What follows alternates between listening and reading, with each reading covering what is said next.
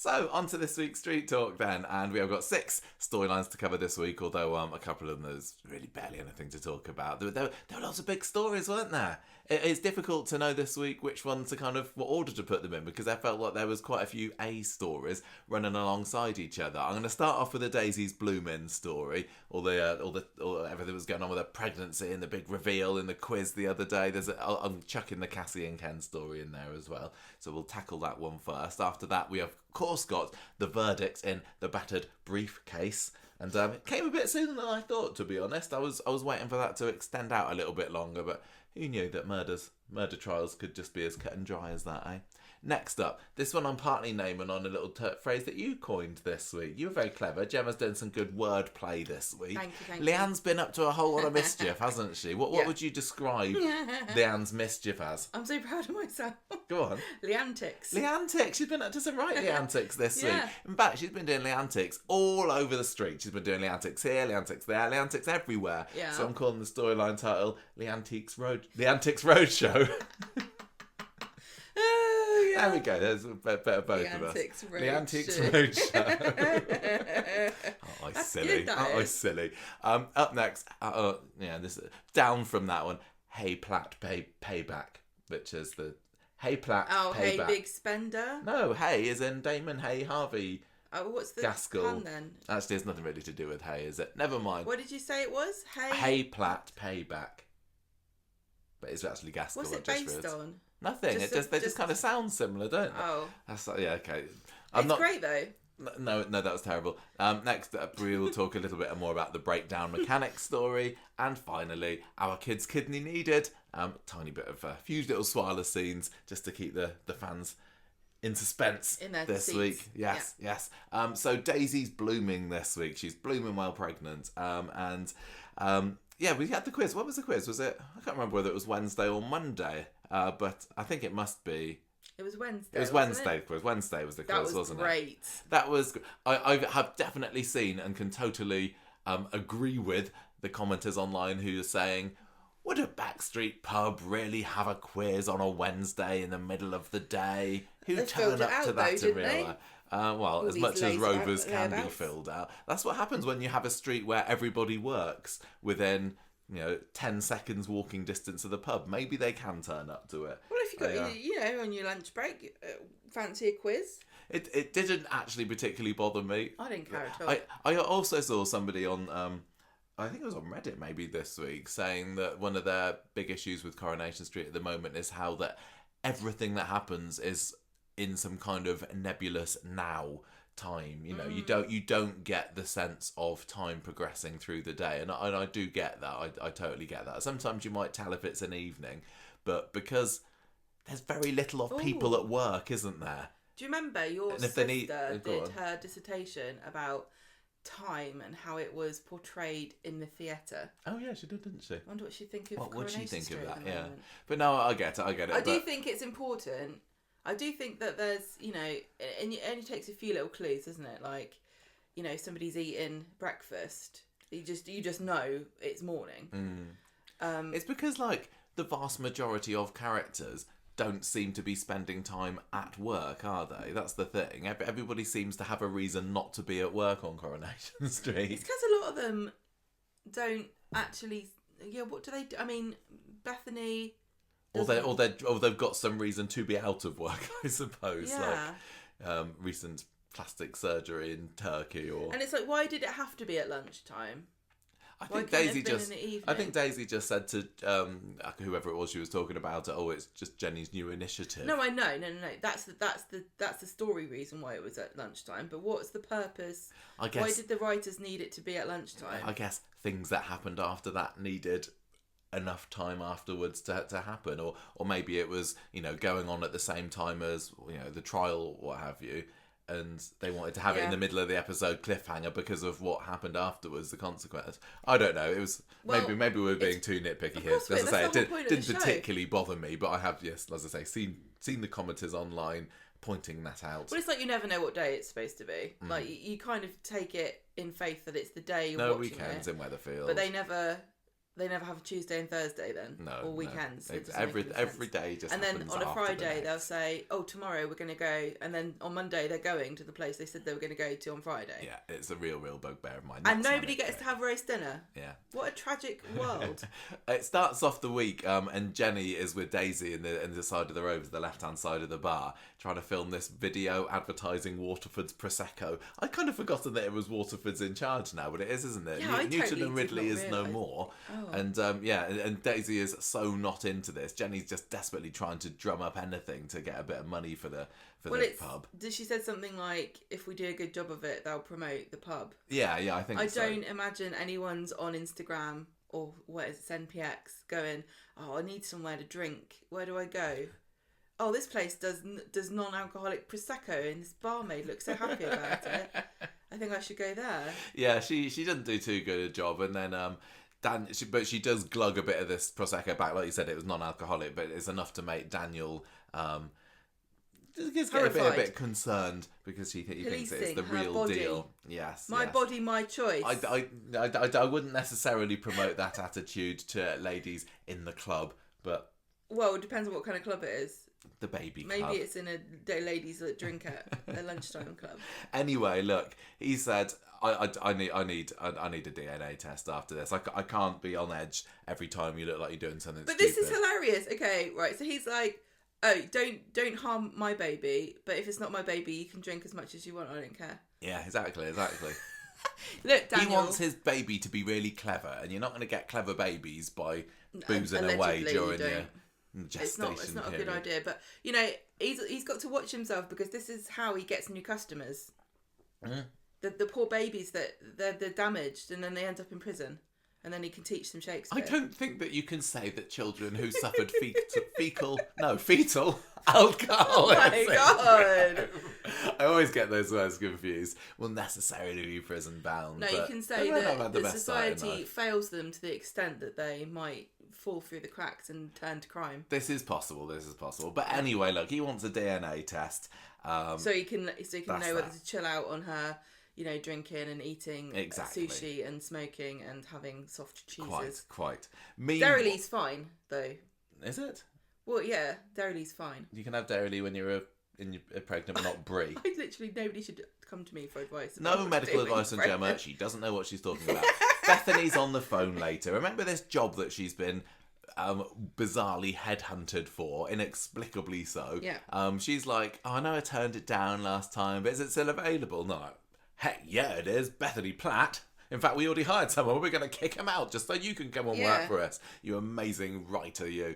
So she's definitely, I mean, obviously we kind of thought, well, with Lucy Fallon's, no, she's had a baby now, hasn't she? Bethany's not going to be long for this street. So it looks like that's how they're going to be getting rid of her this time. Daisy, back to her, has managed to get a very handy cancellation appointment for a DNA test. It feels like a while since someone in Corrie's got something because of a cancellation. That always used to be a bit of a trope that we've spotted, aren't we? What? Take a drink every time. Every time there's a cancellation. Unless you're pregnant, exactly.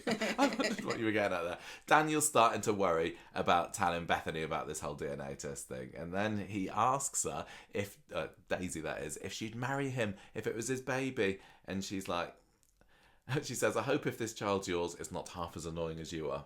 It probably would be. I think this is definitely in the Barlow genes. It's a good reason to stay child-free, isn't it? Yeah.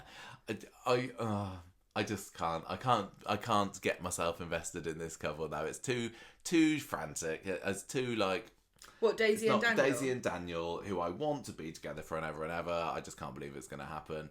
Daniel and Bethany, I'm not. Obviously, that's. I've lost all interest in this. Unfortunately, yeah. Because of what, yeah. Yeah. Anyway, look, I still am enjoying them together while they're having these scenes together. I'm even starting to wonder whether the baby could be his now. Whose? Daniel's, or whether it is actually Kit's. I kind of had my heart set on the fact that it's going to be his. But then I think it was Rebecca messaged me earlier this week, and then I checked it out myself afterwards, that she was told when she was having her scan that it was a very long baby. No. Oh, okay. What? That's Definitely not for your medical rights. It was 8 weeks ago that she said the baby is about 8 weeks old, and Daisy's first date with Kit was about 8 weeks ago, but it was 6 weeks ago when she and Daniel had that bunk up on the Rovers sofa. So I don't know. Is there much of a difference between? Well, that's what I wonder. I do wonder this, but is there much of a difference really between 8 weeks and 6 weeks in terms of fetal sizes? How many Corix is it? I guess there is. So Daisy maybe really should have thought, although maybe she didn't actually write down what happened. Or it's too complicated. I think I'm feeling it's more likely to be Kit's now, and I'm a bit sad about that. It's too complicated. I'm a bit sad. Why make your life hard? Little kitten growing inside her. That'd be quite cute. Oh, a kitten! Yeah, if the baby came out and it was a kitten because it was Kit's, but I don't think that's how it works. Daisy hobbles back to the pub later. She's still on her crutches, isn't she, I think, and she tells Jenny about this... I missed it. The results aren't ready for this DNA test I missed it. Yet. Sorry, yes, he went and he had his stuff. He had his stuff. He had his test tested. He had his bits and pieces. You only need to test one of them. I don't know how it works. Don't you? Yeah. Anyway, she goes and tells Jenny about it, says results aren't ready yet. Also, look, Daniel's been really mooning after me. That Jenny says, well, he's in love with you. It's clear as the nose of my face, isn't it? Daisy's like, well, he's engaged to Bethany. Far as I'm concerned, me, him, done. I wouldn't it put you off somebody who was not that into you that he's gonna leave his current girlfriend? You know, like, no, I could understand a bit of bets hedging in the early days of this, but he has had a long time now to pick. Who do I want? Yeah. He's horrible. I just don't understand. Okay. It's funny. It's still entertaining to watch, though. Oh isn't yeah, it? Look. The drama he here... is in no way a boring character for me to watch. No, he's not boring. He's very fascinating. This is what I need people complex. to sort of understand about these characters and about some of them, how they're annoying and they do the wrong thing or, don't necessarily like them. It's the same with Leanne, isn't it? Clearly, everyone what hates she's her, doing is they? despicable. But she's so entertaining. Leanne was absolute peak this She's like week, the Grinch of Weatherfield. Yeah, if the Grinch was sexually promiscuous. Grim. Okay, so Daisy also finds when she goes back to the back bits of the Rovers that Jenny's latest money-making scheme is selling all of her clothes. This was weird. This was very weird. Jenny had a bit of a brain problem this week. I'm finding Jenny to help the plot along is making being a bit simple. Yeah, she is. Oblivious is right. She's making some really dumb decisions and just being about, what can I do about it? And it just doesn't fit with kind of my... Doesn't ring true to how I consider Jenny. I know that she needs the money, but she's just feeling like she's not putting a whole lot of thought behind her decisions, and deciding, I am going to sell my stepdaughter's entire wardrobe without asking her. In fact, I've already sold something. Come on. Not only that, but she sold it to her worst enemy. Yeah, Bethany gets a lovely pistachio green bag of daisies. Sorry, that is out of order, also, Jenny. Calling you out on that. It's an ugly bag. You wouldn't have bought it, would you? I think Bethany only bought it to rub it in Daisy's face. I don't know. Yes, of course she did. But really, I wouldn't want a bag or any possessions of my love rival. Let me explain it to you. But I don't understand women, so what can I say? This is not necessarily a universal women thing, but by buying this bag from Jenny, right? Number one, she knows that Daisy hasn't okayed this, so she's going behind her back, right? And even if she doesn't, it's a way of saying, oh, I'll help you out, you poor, sad loser with no money. I'll buy your cast-offs because you need to sell, it's like patronising and I'm the fancy London writer now. I'm going to be earning a fortune in the big city, so I'll help you. I'll do my bit of charity sense, I guess. And carry your silly little bag. She is incredibly petty. Yes, she is. I'm really going to miss when Bethany goes off on Lucy Fallon's maternity. I'm going to miss the petty bitchiness between the two of them. It's really fun to watch. Bethany's pettier than Daisy, and that's saying something, Yeah, she is. She totally is. I think that Daisy could rise above it, but Bethany goes out of her way. No, sorry. Rose above the temptation to retaliate Daisy's like, sometimes. oh, it's not worth my time. Yeah. Whereas Bethany is, I think, is a bit more immature, and she's younger anyway. But you can imagine her going to Ascend Trend, and she's writing an article like 5 ways to get back at your annoying boyfriend's ex. Yeah. Buy her pistachio bag and go through the pockets to find incriminating evidence. I would say that Daisy should try and get her own back on Bethany, but I know what kind of bags Bethany's into at the moment, and Daisy didn't want that. She didn't want that. No. Okay. Okay, so we had Daisy understandably knocked off about this. We only had one more scene with that this episode. It's Daniel getting home, finding Bethany cooking a fancy dinner for him. Then she tells him about the job offer and says, well, yeah, I've even found us a place to stay in Clapham. And he's like, I can't really say no, really. He doesn't look happy about this. And it's not just, well, it's clearly Daisy. He cannot bear to leave Daisy. Also, obviously, the thing about this could be his baby, he doesn't want to be leaving that behind. Can't mention that to Bethany yet. And again, the longer he leaves it, the worse it's gonna be. Well, that's what we find out on Wednesday, isn't it? When it gets whole revealed that it may be that Who's the Daddy may indeed be him on Wednesday's episode. But anyway, it's not Clapham, it's Clam. Clam, I knew you'd say that. And also, you know, Bethany saying, "Yeah, I found us a house to live in, living in London." Has she put any consideration whatsoever into the fact that he's got a job here? I know. He's not going to commute to Weatherfield, is he? I don't know if it's different in prison, but it's not a very portable job, is it? No, I mean, he doesn't have to stay a prison teacher, to be fair, does he? No, I know. But if I was working in I know prison behaviour and all that probably isn't the best, but if I'd been used to working in Manchester schools and then I was told, yeah, you got to go and live in teach in an inner city London school, I'd probably be bricking it. I don't like the idea of teaching in a... I know you're scared of London. London children may be a bit intimidating, and maybe Daniel's made a tougher stuff than me, but I've seen him have his breakdowns. I think we think of London the way that the rest of the country thinks of the South. Like, it's either full of like maniac criminals, or everyone is incredibly posh. Well, maybe he's hoping that. What's Clapham like? It's gentrified, isn't it? I don't know. How do I know? You go through it in a train when you go to Waterloo. I'm going to say that probably beggars can't be choosers when it comes to finding teaching job in London at the moment. So she is landing him right in it. When I say it's not a portable job, is that it's obviously different in prisons, but you couldn't just go, oh, next week I won't be here because I'm moving to another place. I'm going to another school. Oh yeah. There's that. There is obviously that. You would have to give your. I think Daniel would have to give like a terms notice also at the moment. So what's Bethany's plan? Can you imagine having a summer holiday in prison? Yeah. There's a little. What do you think they do? I don't know. Is there a little summer holiday club? Is that when the vicar comes in and maybe does the Bible club? Maybe they will out like a big toddlers like sand play area and go, right, you're at the beach, boys. Just imagine. Tell you what, that'd be the worst thing if you were in prison, not having summer holidays and having to have school year round. But this is Daniel's life, Michael. Maybe that's why he gets more time off. And sporadically. Could be, yeah. There is no actual time off today. There is no actual time. I don't know. Terms. Maybe that's something for us. There's no way to find it out. I don't think it's impossible information. To find out the answer to this. Wednesday rolls around, and Bethany's already excitedly researching London schools in the cafe for kid, not for Daniel to work in. I think there's a few there in London. There's probably about 5 or 6, so she's got to really look into them.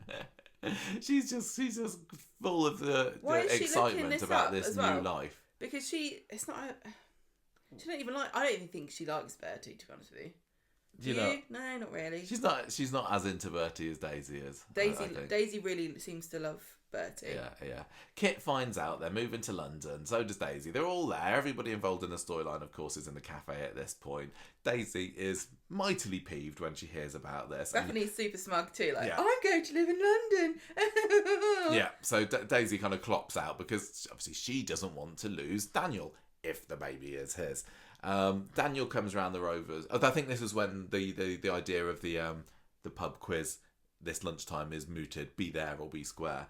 Daniel comes around the Rovers before it's open for the quiz later to chat with Daisy, and he's like, I promise I was going to tell you about London. She is fuming. Had any idea that they were going. No, she didn't thinking about it. No, she didn't know this was on the card. She said, you're a coward, Daniel. Should have seen this coming. Yeah, he is She's a coward. Right. Every time. He doesn't like to have difficult as much as I love Daniel so much, I'm totally team Daisy here at the moment. You love Daniel? Yeah, I think he's great to watch. You're entertaining. He's a very entertaining chap. But yeah, I'm totally team Daisy. But the number of times, the number of chances that she's given him, seriously. He's such a drip. He is. He's just totally unreliable. He's the flakiest flake. Stick him in an ice cream cone, honestly.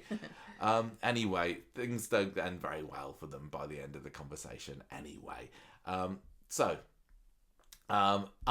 got a bit of a celebration meal in the Rovers later. Hooray, we're going off later. It's Adam, it's Alia, it's Sarah, Bethany, Daniel there.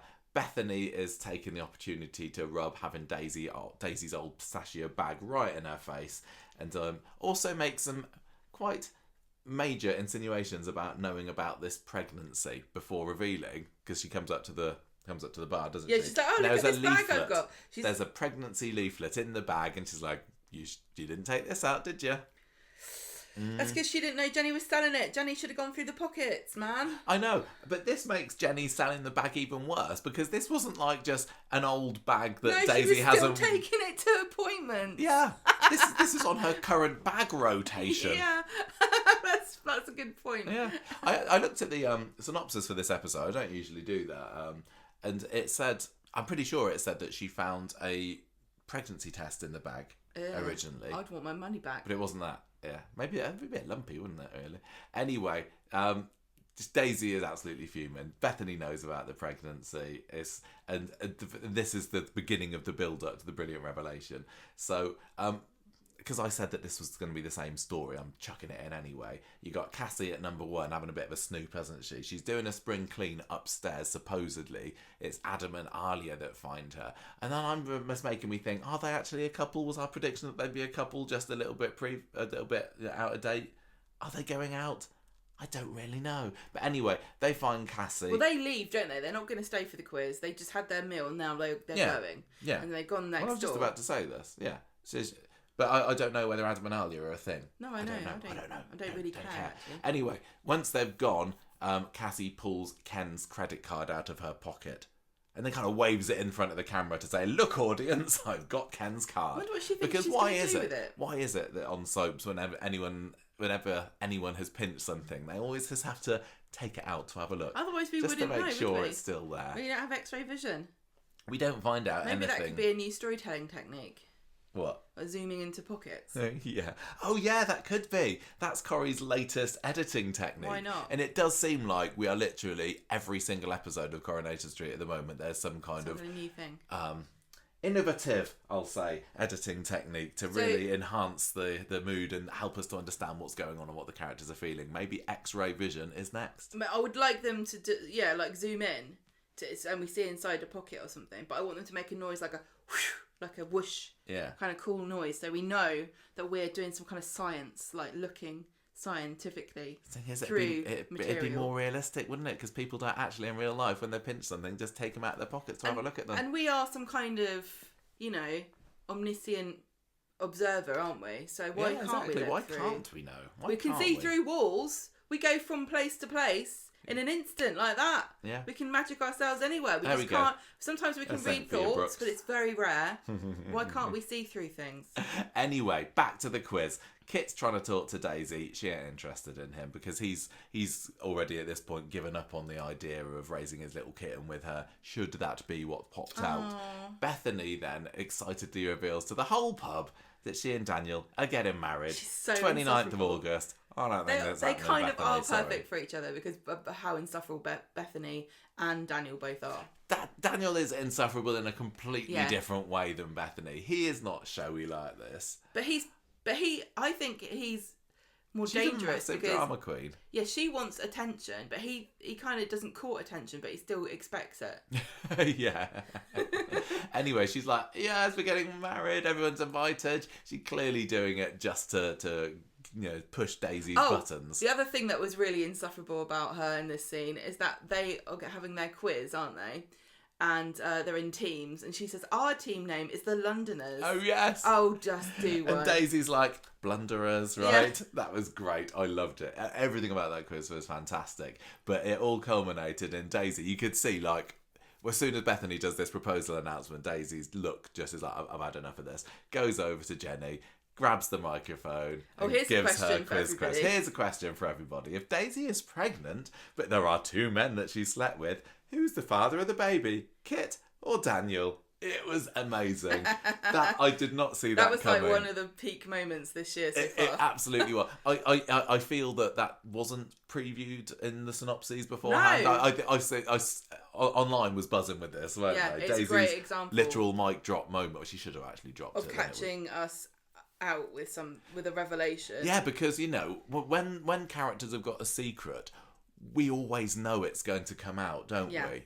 Nobody can keep a secret in Coronation Street, but I guess when you're watching, you have a bit of an idea in your head about. You've got a timeline. Yeah, maybe. I think that this is going to be revealed at this point. Yeah, it's a bit like last year when Dee Dee found out about what a scumbag Joel was, and that revelation we thought it was going to be at the wedding, but actually they blindsided us and made it a month and a half before that. Yeah. This I didn't know when Lucy was going off on her maternity leave, and I suppose it makes sense for the revelation to happen before she went off, so it was bound to be relatively soon, I suppose, but I just was not prepared for it in that moment. And as a retaliation to Bethany's totally childlike behaviour, it was so amazing. I know, it's just like... Brilliant stuff. Daisy is definitely like, if they go low, I go lower.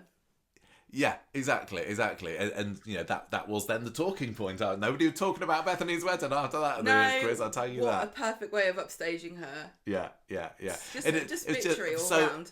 Very effortless as well. Bethany kind of almost comes across like she's trying too hard in her attempts to take Daisy down, and Daisy can just like, well, because how about this? All the things she's happy and pleased about are things that we should all celebrate anyone doing, like getting married, getting a job, moving to a new city. These are all really fun and exciting, like, rites of passage for a young person. But because Bethany's so smug about it, you're like, I hope London just catches on fire before you get there, honestly.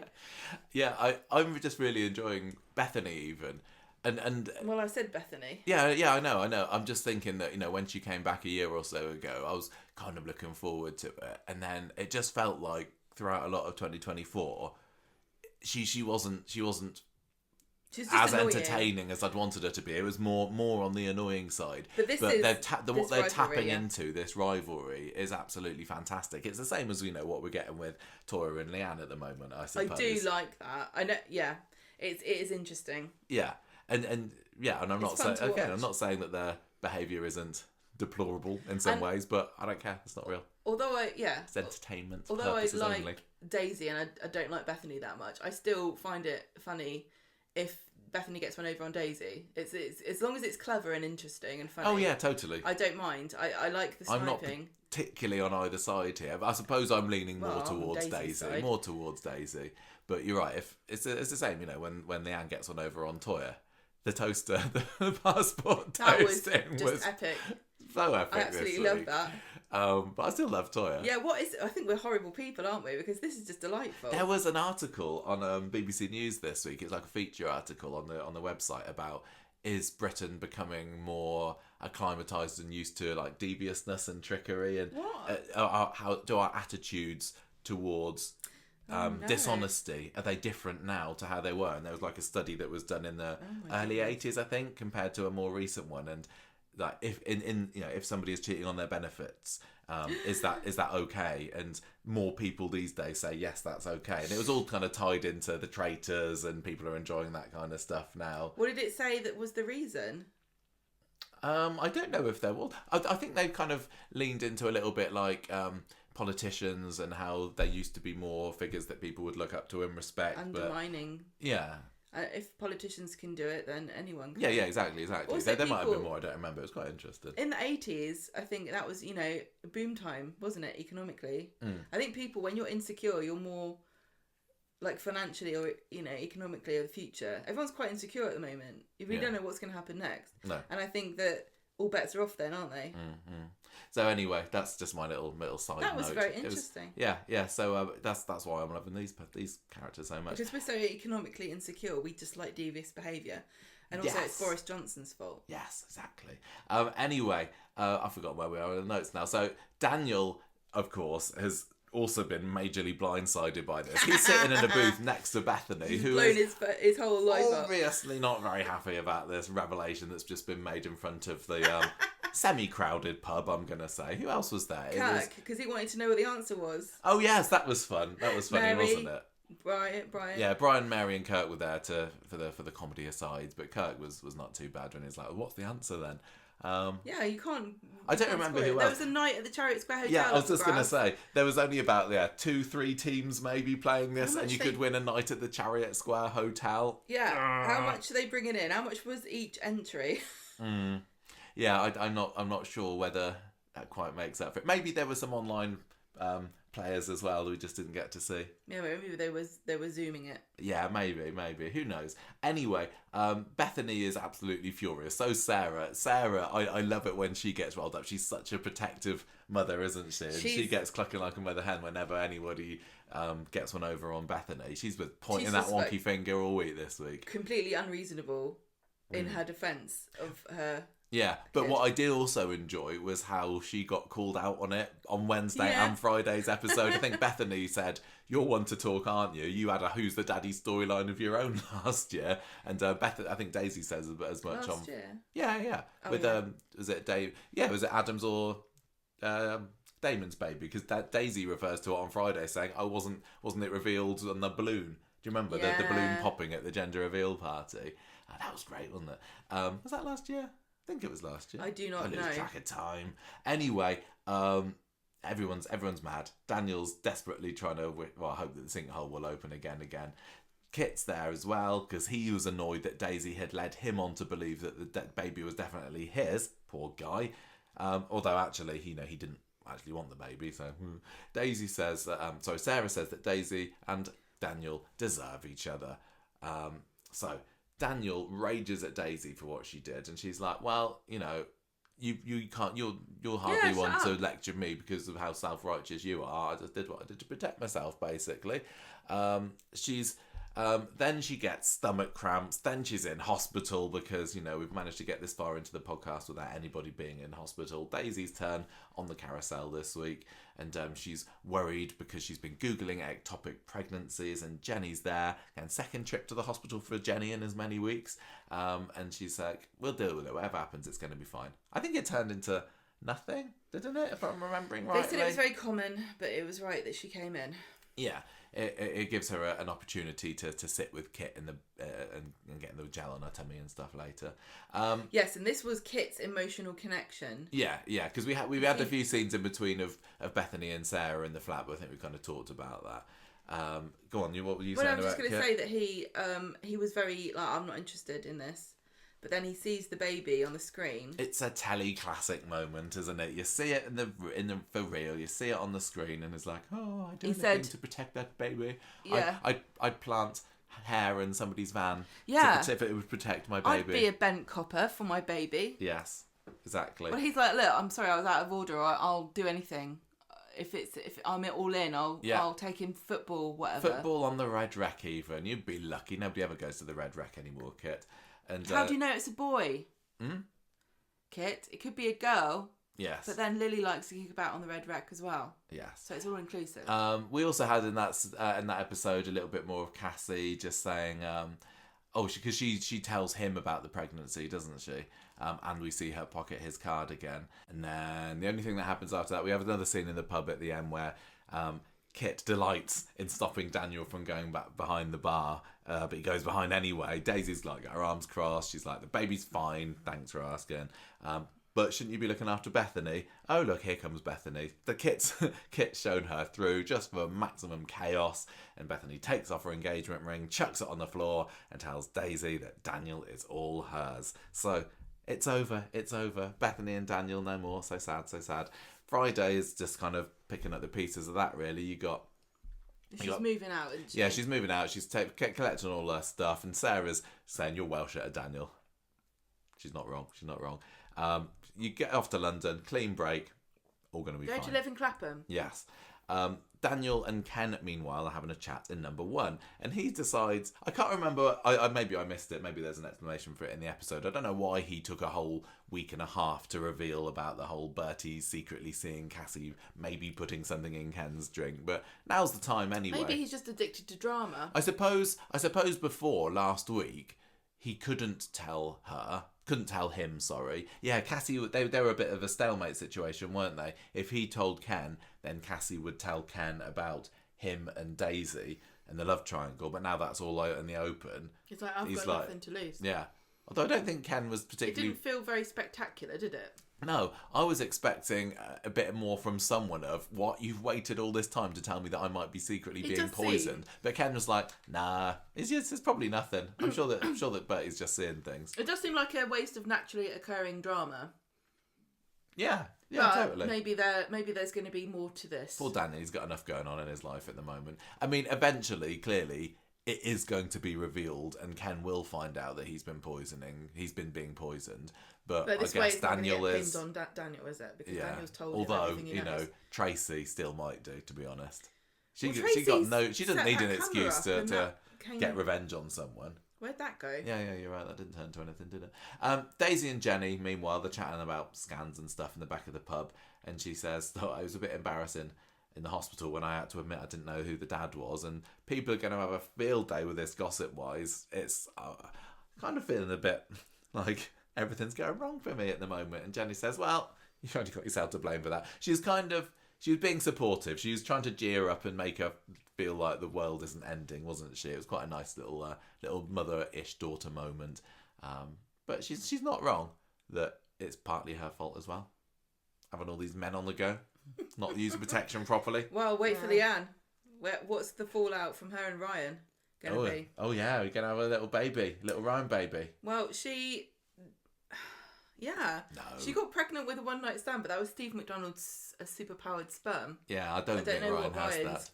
I don't need Leanne to be pregnant with Ryan. But it would be the kind of, this is the sort of thing that happens if you're an older woman and you think, oh, there's no way I'll get pregnant, I'm too old now, I'm not going to even bother taking any protection, and then oopsie doo. Yeah, but I think Leanne is still in the age bracket where some form of precaution might be She's slightly advised. older than me, and I'm not looking for babies. No. Right, Ken confronts Cassie later and says, "Look, sorry, Daniel." I'm just saying your fertility rate drops like super drastically. I know, totally. I'm not saying. That's not going to hold up in court, is it, Leanne? Anyway, Ken's telling Cassie about this secret later that he's found out about. And I think he's kind of confronting her in a relatively serious tone. He's not joking about it too much, even though he's being confrontational. No. It's not like, what have you done, is he? He's like, look, what's happened here? Yeah. I think it maybe came from it. I could see teacher Ken there. Yeah, saying, yeah. I've heard rumours about you, Cassie, and I just want to know, you tell me your side of the story. I think it was kind of, he was drawing from his years of experience there. I don't know. He says, "Can you clarify the situation?" And she's like, "Oh, Ken, I'm really ashamed of myself. I really let myself down." And you knew that she wasn't going to reveal it there, did you? We're not ready for Cassie to fess up to Ken, especially when she's too busy enjoying pinching his money at the moment. And she admits that in inverted commas that she slipped a brandy into her coffee once because she was finding it a little bit difficult to cope. I know, we've all been to kids' birthday parties that you just need something to help you get through it, don't you? You need a top. And Ken's like, thank goodness that's all. And she's like saying, "Oh, I'll understand if you want me out. I'm really sorry, Ken." And he's like, no, it's going to be fine. It's fine. Boozing on the job. But basically, this story, if we just kind of get through this bit of it, because it really does diverge from the Daniel and everything. She comes back to him later and says, "Well, you said you'd help me. Can I have money for an addiction? Was it an addiction clinic or therapy?" I think she's asking for, isn't she? He says, "Look, Peter, he struggled. I know about being an addictive person. Yeah, so is it too stressful, this job?" Yeah, so she basically, by the end of the episode, has managed to wangle however much an addiction therapy costs out of him, which she clearly has no intention of using for those purposes. I don't know what... We've seen her with all this money. Have we actually seen her? I don't know, what does she want? Maybe that's why she's had a bit of a glow up recently, because she's looking a lot more Claire Sweeney-ish now than she was a year and a half ago, isn't she? Get your nails done, get your hair done, get your face done. Yeah. It's very expensive to be a lady. But anyway, that's kind of where that's left there. Back to the love triangle stuff. Sarah fires shots at Daisy in the street when they cross paths, and this is the bit where Daisy points out to Sarah, "You are hardly one to talk." I think, like, nobody is one to talk about anything on the street. I think that's the vibe I'm getting. They're all deeply immoral, aren't they? Yeah. I mean, even Roy lied to the police. Yeah. And hit Gary with a baseball bat. They might as well set fire to a boat. Have their own little glass house, just walking around with them at all points in Coronation. And bag of stones. A bag of stones inside there. Exactly, yeah. But maybe you just... It's good when the history is referenced, because it's annoying when it isn't. Yeah. And it was nice to have a character point out something that happened, in the past, that probably a lot of keyboard warriors out there were about to say, well, Daisy, Sarah, you massive hypocrite. So, yeah. I know, but being a hypocrite is like a normal human state of being. There is not a single person in this world who is not a hypocrite. I'm sorry. No, I know. Totally. Okay, and it will be in a way that you wouldn't even consider, but somebody else will call you out on it. That's just the state of being. Yeah, totally. Bethany goes to Victoria Gardens later. She finds Daisy there, and they go back to a pub for an attempted civil conversation. And attempted civil war. Yeah, almost. Bethany says, "Look, I know how this all made you feel." She basically is asking, how likely is the baby to be Daniel's? And Daisy's like, I just slept with him once, and then he kind of spurned me because I wanted to get back with him, and he didn't want to. It was all very messy, and Bethany says, "Look, me and him are never going to get over this. My life's a mess. I'm off to London. See ya, ta-ra." Yeah. Nothing Knapsack bad on my happens back. in London. Yeah. Okay, so that was fun story. I think. Well, how long's it got left in it? You reckon? Week, 2 weeks? I really don't know. I can't see. I mean, why didn't Bethany just go today? So something else is going to happen, isn't it? Storyline wise, yeah. I mean, in real life, I suppose you can't judge Corrie on real life, because in Coronation Street, when someone decides to sell up and go somewhere, they're off by the end of the week. You can't ever tell whether they're going to go today or like next week. But Bethany, Because, I don't feel that there's much more that needs to happen. No, I know, that's what I mean. That makes me think maybe there'll be another twist or something. Yeah. And then she'll go after that, because it just seems very clear. Like, we know Lucy Fallon's going on maternity leave. The character said she's going to London, and now she's broken up with her boyfriend, and she's literally standing outside her house with a bag, boxes of her belongings. Why didn't she just get on the tram? Yeah. So what will happen? I don't know. Maybe Monday she will just leave. Yeah, maybe they're just going to have a farewell dinner or something. Yeah, something like that. I forgot, I maybe didn't write this down, or maybe we'll find the note appear somewhere else, but there was the bit where at the end of the episode, Daisy gets her DNA test results through, wasn't there? Yes, she does. Jenny comes into the back of the Rovers and's like, what's the deal then? Who's the daddy? And Daisy has deleted the email because she just doesn't want to know. So here's the question. Did she actually delete it? Well, did she delete it, or did she delete it and it's actually not deleted and it's just in a junk box ready to be fully deleted? Because if I was Jenny, I'd go and look. I'd snoop. I would. Yeah. It's too important not to know. It's too important. It's too juicy in terms of gossip, especially if I'm Jenny. If there was a chance, I'd want to know. I think Daisy was just taking cues from the jurors in Lauren's case this week. Like, I could find out, but I'm not going to find out now. It's not like she's never going to find out, is it? It felt very silly, and like it felt like I'm going to prolong the storyline kind of thing. But in a week that had a good number of revelations in, this would have been a nice. We didn't need it, but then equally it would have been a nice cherry on the top. I think, to be honest with you, this feels very much to me like the problem with technology that's ruining stories that happens in horror movies. And at the beginning of every single horror movie, they're like, "Oh, my phone's got no signal." Yeah. Because how do you explain why they don't just call for help? Like, this DNA test that you can have on, an unborn child ruins every single who's the daddy. I think we've talked about that in the past, because it used to be that you had a who's the daddy storyline. You got to wait till the baby's born, and now it's the who's It the daddy ruins. can't really happen. I mean, thanks, science. So do scientists think about these things when they do it? You know, we saw Jurassic Park. Just because you can doesn't mean you should. Well, luckily they have decided not to do that with dinosaurs. Otherwise, they'd be tearing up and down Coronation Street, destroying the place. Who the parents of the dinosaurs are? Yeah. I'm sorry, but your parents actually died 50 million years ago. I would also say with this DNA test thing, surely Daniel has a right to know, doesn't he? Or does, he was the one that got tested. Really, he got tested. Does he not have any... Does he not get an email that says it? Maybe she doesn't know. Maybe that's what will happen. Daniel will come and see her on Monday and go, "Go on, how about them results, eh?" I don't know enough about it. You'd think that, I don't know. Or is it GDPR? Oh, wow, GDPR, maybe. Because he might... That's a data protection law in this country, by the way, if you're not from the UK. It was Daisy that needed to kind of ask for the test, wasn't it? Because she wants to find out who the baby's dad is. I'd be furious So is it only her that gets the results? But if I was Daniel and I thought there was a chance that we could have known, but then... I'd be furious I suppose if I was either of these people. He can't independently now go to the hospital and say, "Can I have a test again?" Or surely you need the permission of both parties to access the information, but you don't need the permission of both parties to say, I don't want this information to be revealed. I would just say, because if she withdraws consent, then it's not he can't access it.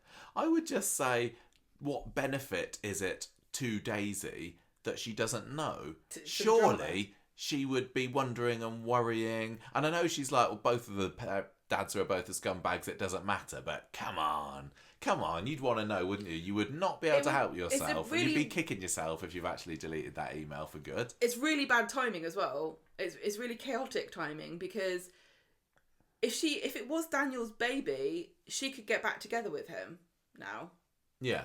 Like, exactly. She could have a relationship with both of these men. They've both come to her and said. She's savvy enough to know that he's not necessarily worth it. And Daniel, I think she loves him, but she's seen enough that he's just unreliable. He's too much of a flake. But when it comes to like the support of family, I'd rather have the Barlows on my side than the Winter Browns. Yes, I guess there is that, isn't there? I mean, Kit's probably the most together member of that family, and he's a mess. It was interesting that he had that change of heart at the end of the day. But I would hate to see Kit and Daisy end up as a couple. No, they do not work at all for me. It's completely believable. I mean, speaking of families, I think that the Barlows are way more stable, but maybe I think the Winter Browns more lovely, more loving and caring, but sometimes in a destructive way. Because I think Bernie, I don't think I'd want Bernie to be involved in my life at all if I was Daisy, because gosh, no, she would be. That's to talk about a mother-in-law really from difficult. hell. Not that there's a wedding or anything, but yeah. I would think Bernie would be. I would love Bernie to be my friend. I'd love her to be a work colleague. I think she's great, but as a grandma-in-law, I'd do a big no thanks. Yeah. Anyway, so that was a great story. Quiz was a whole lot of fun. I liked on the quiz we got glimmers of the Brian and Mary romance as well, didn't we? I don't know whether they're going back to that, because didn't they were arguing over their team name. He wanted to be called the Be Afraids and she wanted to be called the Hail Marys, and then they ended up on different teams. I'm wondering whether they're going to revisit that. If they're going to do it, just go on and do it. It is basically what I'd say. I know this is like the longest drawn out romance, since Mavis and Derek. Except I don't think people care quite as much. No, really. They just need a Victor Pendlebury in there to, I tell you what, things up a bit. If he buys cutlery for someone else, then just dump him, Mary. Right. Anyway, great stuff there. Very excited to see what happens with this next. This is a cracking story. Yeah, I'm enjoying this. Now. The court. No, Okay. The court case, on the whole, Lauren's court case, the battered briefcase, was well done. And again, I've seen criticism online saying that these the briefs on both sides, or whatever you call them, I never know the right words, were very overdoing it. They're and being barristers. massively over dramatic, and there were scenes of characters speaking out of turn where they would surely be shut down. It didn't really bother me. I enjoyed the court scenes. Because we're ignorant. Yeah, totally. I enjoyed the court scenes right until, I think, the end, which was a bit of a flub. The actual reveal of it. I was Okay. surprised when it happened so soon. But Monday was still good. Do you wanna go over Monday's drama first? It's really difficult because I have my thoughts about when things should be realistic, and I have my thoughts about when it's okay to just, use artistic license. Drums. And it's definitely going to be different in every person according to your experience of these things in real life. It's also the characters that are involved really make a difference. If you're already feeling down on a character, then or in a story, you're more likely to be nitpicky about how much dramatic license you'll allow. But that's contrary to the fact that we don't really like Lauren, and this storyline was at last. This is one of my favourite bits of the Lauren story. Lauren's such a difficult character. But she's out now, spoiler alert. She has actually smiled this week on more than one occasion. So I am perfectly willing to give her a fresh chance. I will give people chances again and again and again on this programme. So let's see where she goes to after this. What happened Right, this so week? Frankie's still sick and he's still got Frankie. aplastic anemia. Yes. And we still don't know whether the baby that Dee Dee's carrying will come to term or even be a match. No, there was a brief reference to her pregnancy this week, wasn't there? Because she's buttoning up her blazer and it's a bit tight round the tum. So I think there's only so much time that she's going to be able to keep this pregnant secret. Well, she's only told her family and Lauren, and Max knows. I bet she's spitting feathers. I bet she was like, I was going to unveil it at a quiz and Daisy stole my thunder. What am I going to do now? Yep. If a main character who's a woman says she won't have sex before marriage, what are the odds she'll be pregnant within the year? 100%. Correct. I think that Dee Dee needs to reveal this at church. Go up to communion. Just the bread, thanks. Do you have any pregnant lady wine? Anyway, Right. go on. Do you have any non-alcoholic Jesus? Do you have any non-alcoholic Prosecco that I can Yeah. take to represent the Got blood this- of our Lord and Saviour? You've got this delicious rosé from Waterford's. Okay, right. So Lauren is worried about Frankie. When isn't she? And the guard, it says, don't What a worry, good he's mum going to she get is. checked out. And she's like, right, I've got to go. She tells Frankie, I've got to go to court and I'll be back soon, I promise. Yes. And if you're a mum, is this more? This must be more, emotional for you to, or are. Oh, what if a viewer is a mum? If you're watching this and you have a baby, this may is this going to may make hit you you like Lauren differently. more? I think that's what they were appealing to. Speaking Well- of Frankie and the Traitors also using that "I'm a mother" I line know, last night's episode. On Lauren, Leanne, I mean. Yeah. Not that Leanne either. No. So many character name crossovers between Corrie and the Traitors. If Abby was at the vet's and you had to go to court. The cat Abby, right? Yeah. Oh yeah, our cat, who's also a crossover name. That would affect me more. If she was there if it was David Right, and David on the that, I dog, get it. okay, and he's like going, oh sorry, my prince, my young boy, I have to leave you to go and do something. I'd be like, oh, that is heartbreaking actually. That would be heartbreaking if she was leaving a little kitten at the vets. Yeah, I get it. Okay. Oh, Lauren, One I've got day, you do you on all reckon this time. AI will be able to insert something to kind of get you to emote in some way? Yeah, maybe they I've it got, automatically adapts what's happening on screen You to know- really get that every ounce of It scans compassion your from brain. the readers. Yeah. So how when you play some PC games, you can get mods and you add Yeah. So you could have the cat mod on Coronation Street, and instead of having children, they all just have cats, and you're like, oh god, I love Hairy Platt. He's my favourite. He's so cute, he's a little tabby. And then you'd be like, hang on a minute. She says that kitten is Kit's, but he's come out and he's a ginger. It can't be Kit's. It can't be Kit's. We can dream. I think it's important, science, forget about all this paternity test, DNA nonsense, and whatever aplastic anemia is. Why don't we sort out some proper science and do this? Yeah. And TV also mods. bring back some characters from the past, bring back Ena Sharples. Maybe we can, instead of fannying around with dinosaurs DNA, why don't we bring back Ena Sharples? Can you just imagine Jurassic Park, but it's just old characters from Hatching out the television eggs. shows, and they're crowding around going, "Oh look, it's Minnie Goldwell. She's like, oh, what's happening? Richard Attenborough there, cringing. Come on, Dennis, out you get. Yeah. And he's going, Anyway, look, Roy's on the stand later. I'm sorry. Roy in court is always fun because he's just so Royish with his answers, isn't he? Well, he's giving a character witness statement about how great Lauren is, but unfortunately, the prosecutor starts to talk to him about the fact that he was in prison recently and that it was Lauren's fault, and she kind of put the blame. It wasn't actually her fault, really. It was no. He was right. The guy was saying, no, I know. You stayed in prison for such a long because time because Lauren wasn't coming out and saying, I'm fine, and it's actually. like here's what Lauren does. She covers the truth and she hides things, which is that's a very, very good point. And so he's not wrong. Roy's like, whoops, you got to step down now, Roy. And he says, I may have inadvertently misled the court.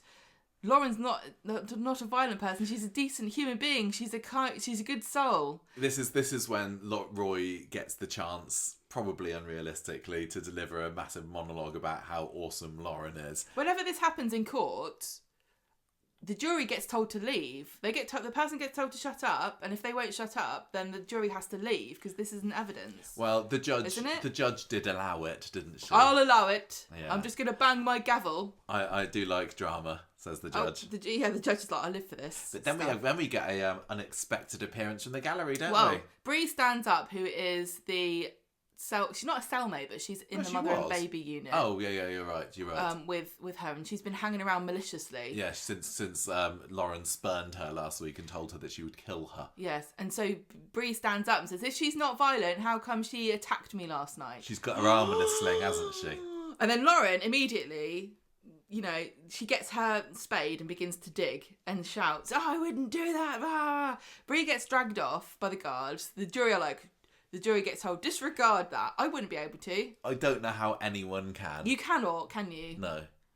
All that you can do is pretend that you've forgotten it happened and not bring it up when you deliberate. Yeah. Because if you bring it up, then the whole thing's gone, isn't it?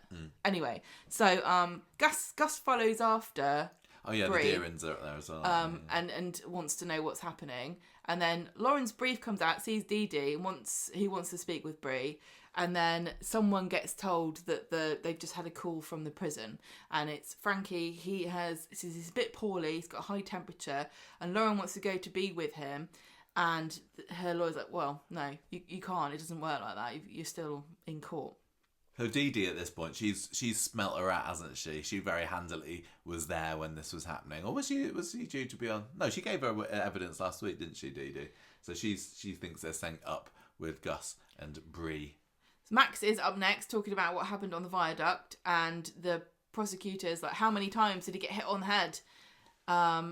If it was, how do you know if it was happening behind you? And he says, look, I heard what happened. It was only one blow, and it doesn't matter how many times he was hit because she was trying to protect me.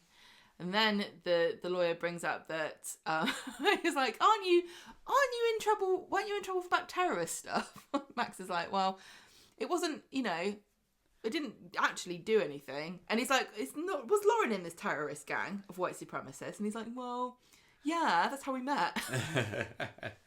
Shared interests, And then the prosecutor is like, well, you two conspired to murder innocent people back then, so why wouldn't you do it now? And Max is like, Lauren's a good mom. Ah! And he gets rolled up again. Yes. Excellent. Things are not looking good for Lauren at this point. So Lauren takes the stand, and she is distracted because Frankie is sick and she's not in the mood for all this. And she's just kind of given up, isn't she? And she's being asked about Joel's tracker on the phone, and she says it was in case he came looking for her. The prosecutor is basically saying, you tracked him, used it so you could him, chase after him and murder him. Yeah, a cold, calculated attack on Joel Deering for no other reason than revenge. This was murder. He was a little bit over the top, but I think that they probably are. I like to think that in real life you've got to be a bit theatrical if you're doing this. The thing about it actually is that in this country, because we don't allow cameras into the courtroom except for the verdict now, in certain cases, we don't actually have any idea how you act, do we? No, unless you've been on the jury. Well, like I said, I watched a court case, and they were actually quite antagonistic. I don't remember from when I did my jury duty. I don't remember much about it. But you didn't do any. You didn't do a murder. Mine was a murder trial. Yeah. And they were very, very aggressive. Yeah, Gemma's mum's got jury duty coming up soon, hasn't I know. she? She's a bit nervous. I'm excited for her. Love it. She's wanted to do it her whole life. Yeah, and how old is she? She's I wouldn't like to 70 say. odd. I wouldn't like to say. Yeah, she is. Yeah, and she's not gonna be able to tell us. I know. Sad. I know. I really want to know. This is why I'm no good with this stuff. Anyway, so Lauren's like, it wasn't planned. I had to do something to protect Max. I didn't want revenge. I just wanted it to be over. He was trying to murder somebody in front of me. And he's like, well, stop going on about your baby because it's boring. And then she gets her, the spotlight appears on her and she does her little impassioned speech where she's kind of like, I don't know, is this supposed to be speaking for the working class or something? It's speaking for blonde, scally girls all over Weatherfield. She's like, you're stone cold, you're arrogant, you didn't know anything about me, I had a terrible upbringing. And then I met this amazing guy who made me feel special. And then I realised what he was really like. And she does... It didn't work on me, I'm afraid. No. Didn't really work on me. Because I don't think we have any sympathy for her anyway. There's not. When she said this speech, we're supposed to be going, yeah. That's exactly what we are supposed to be going. Oh, Lauren, you're the best. But really, I've not seen anything good out of Lauren ever. I don't feel like Lauren is a girl who, were it not for circumstance, would be a Disney princess. Do you? I think she'd always be a Mardy cow. I think so. And circumstances have been terrible to her, and she's there because of those circumstances. But I don't think it lets her off the hook. I think I still honestly do think that having rewatched the scene on top of the viaduct, really, really, really, she shouldn't be sent down for murder. No. And at the end of the day, this is what I thought about the number of times that the guy was hit over the head. And it's a red Did herring, that count for anything in the end? No. It didn't matter. We didn't see any of the jury deliberation. I mean, we never do on Coronation Street, did we? But we had all this evidence. That would be interesting, though, wouldn't it? That would be interesting. We had all this evidence that was seemingly stacking up against Lauren, and she literally lied to the court about how many times she hit him over the head. But nobody cared. It didn't matter in the end. She's got away with lying to the court. If she'd have said, I hit him twice, would the jury have felt differently? I don't know. I don't really think it made any difference. Because they couldn't have rewatched the scene. But if she'd have said, I hit him to get him off Max, then he ran towards us and I hit him again. Really, if somebody's going to convict you, if somebody's going to, let you off for doing it once, they'd say they'd let you off for doing it twice if you said, well, he came at me again. This is a really weird example of the facts in court being far more incriminating than they are in reality, but she still gets away with it. Yeah. Because all of the things that they're accusing her of that make her look guilty, we know what the reason is. And it hasn't really panned out in court that it sounds that innocent, does it? No. Like, the prosecutor's doing a really good job of making everything seem so suspicious, and her character is so bad, and her history is so bad, and the fact she had a tracker on her phone and that's how she found him, it's all so bad, but somehow, even after all of that, she still gets away with it. Even though she didn't actually deserve to go down for it, it just is it's a really weird way of... Yeah. What was it that made the jury say, let's get her off? Honestly, if I'd listened to all this evidence, I would have found her guilty. But they did have their problem where they didn't have a unanimous verdict. Did they say, well, she sounds like she did only hit him once, so let's not... No, she hit him twice. I think No. If I was on the jury, I would say the fact is that we know that he was hit twice. Like, the guy, I believe the guy on the stand who said, my report was initially one thing, but then after reviewing the evidence, I can correct that and say he was hit twice. I would take that as a fact over anyone saying I only hit him once, because in the heat of the moment, you wouldn't remember whether you hit him once or not. One thing I was going to say, I made a couple of mistakes in the last episode I was going to correct. One of them is that you can get married outside here. Thank you for correcting me. After that rant. So I'm glad Since 2022 you've been able to get married outside, yeah. And the other thing was about the shiv that Matty had, I would have bet £100 that it was literally a standing knife. I would have bet money on it. I was so sure. I had it in my head exactly what it looked like. When I watched that scene back, it was clearly some kind of like mutant stick with a blade on the end of it. This goes to show you, Elizabeth. We're not always right, are we? Elizabeth Loftus was right about eyewitnesses being completely useless and pointless. Yeah, exactly. Yeah. So I wouldn't have found her. I would have found her guilty, and also her history. I don't think you're normally supposed to bring up. I think it's pretty irrelevant for the case. What? I think.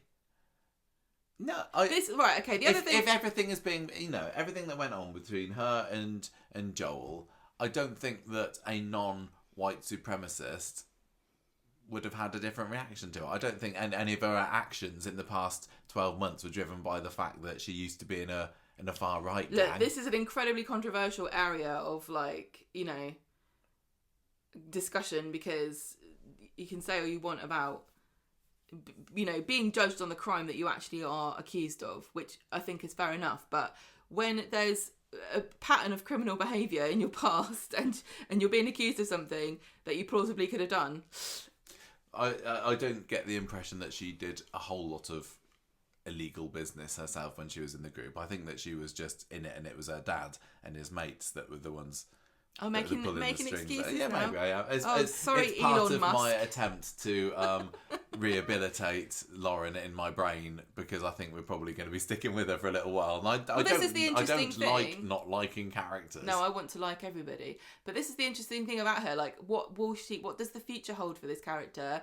Is she going to get up to more violent stuff?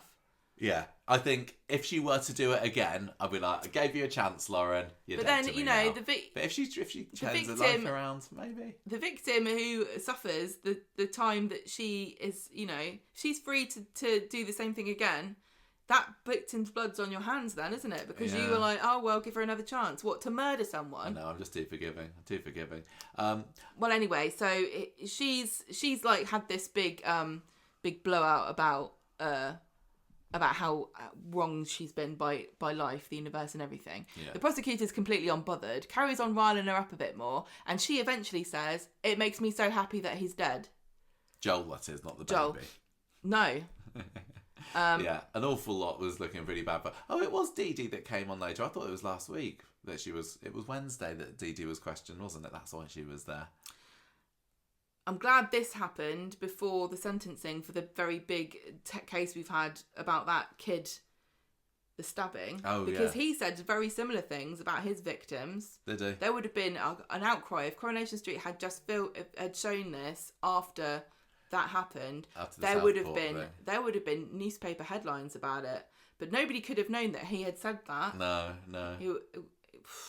Anyway, look, what's going on? Dee Dee's on the stand later. So she's on the stand, and so first of all, it's the defence, and she's like, oh yes, she's abused her whole life. It's really sad. And also Bree, the person who did the outburst that the jury's been told not to pay any attention to, but I'm bringing it up again. She was bribed by Gus. So here you go. Here's an allegation completely unsubstantiated of another crime that's going on simultaneously to the court case that's happening. And the judge is like, oh, I don't care about laws. They're boring. Tell me more. And Dee Dee says that I've got evidence. This is so silly.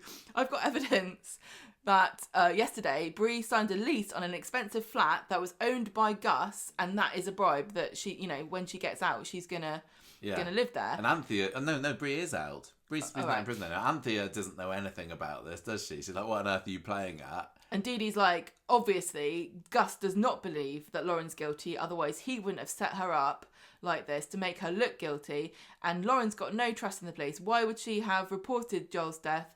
She's had nasty man abusing her all her life, and on the night of Joel's death, she was simply trying to survive.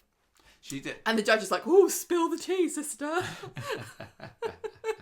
I think this is, again, because we've got Dee Dee, who is a relatively well-liked character. If she's there singing Lauren's praises, that's, again, us supposed to be going, yeah, go Dee Dee, go Dee Dee. And I'm sure that lots of viewers were. Just because you'll be treated badly doesn't mean you can't do bad things. Yeah. And also, this is another case of like somebody who really, really, really should know better, exactly like Alia, how can be completely ignorant about the law and how it works. Like Alia going, oh yeah, impersonating a solicitor is just a bit of a laugh. Yeah, over to Evelyn, yeah. Yeah. How Evelyn's getting on. She's probably...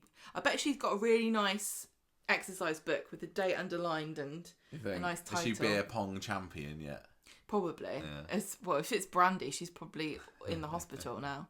Right, so Lauren and Max are with Frankie. He's got an infection. He's on antibiotics. Yeah, she's left the court now. Everything. The judge is like, that's enough. That's enough. I think we've got enough now. She's like, I'm sick of this flaming trial. All I care I'm about bored is of this storyline. Just want Frankie back. And he's like, don't worry. You've got me and we've got Frankie and everything will be fine as long as we're together. Yeah, but she did kind of dump him last week, didn't she? They kind of... I think they kind of... Didn't stick. They didn't stick. By Friday, at the end of it, they were planning their happy future together. Maybe Gus can rent them a luxury flat. So Wednesday came along, and this was when the verdict was actually delivered, and I was just a bit surprised that they didn't drag it on for longer. But I guess who else did they need to speak to? Maybe there wasn't anybody. No, and I don't know how this happens normally in a court, but I always thought that the person who spoke last was the person who was accused. I don't know. But they just had a lot of scenes of the summing up, didn't they? And the camera was... I quite like what they did. They had the defence one talking, and the camera pans behind somebody's head, and it comes out the other side, and then it's the prosecutor. I don't mind that. I quite enjoy that technique that gets used fairly frequently on the show. So when we were watching this on the sofa, I was like paused and I'm like, right, what do you think? Who do you think? Oh yeah. Do you think it's guilty or not guilty? And we both decided that we thought it was going to be not guilty. So it was quite a shock when I pressed play again and the jury were like, we haven't come to a decision. We can't decide. It's too confusing. That would have been great if they didn't just decide later. I know, they should have left it another day, really. Maybe, but yeah, what dramatic... Well, it did make us go, ooh. It did, but then it didn't have any payoff. It wasn't that was good. I wasn't expecting that, and now the story's gone in this direction. It literally was. It was just not ready to tell you that, but we'll tell you in a bit. When we tell you now, we'll tell you now. That's kind of how it felt like. It really did feel like it would have been so much more fascinating to have known what the jury was saying. And I know, look, if you're going to throw all reality out of the window, why not have a resident of the street on the jury so we could have heard what they were saying? One that just doesn't happen to know Lauren. Yeah, wouldn't be allowed, obviously, I don't think. No, surely not. Well, no, being geographically close to somebody doesn't mean you should disqualified for the jury, does it? If somebody up the road was up for murder, I wouldn't have anything to say about it. But they're a tight-knit community on that Coronation Street, aren't they? But, yeah. Because that would have been a good interesting. point, actually. Has anyone been on the jury? Has there ever been a story on Coronation Street where it's just the characters on the jury? I really don't know. Why not do that? That's a good story idea. Yeah, I think maybe we've heard people saying they've had jury duty, and in my head I got a feeling like that maybe Norris did it once. We've heard gossip about what they saw. That could be really quite interesting. Oh, there you go, anyway. Corey. There's one for the future. So yeah, so this would have been interesting if we had known why didn't they come to a decision? What was the sticking point there? Because there were many sticking points, to be honest with you. Yeah.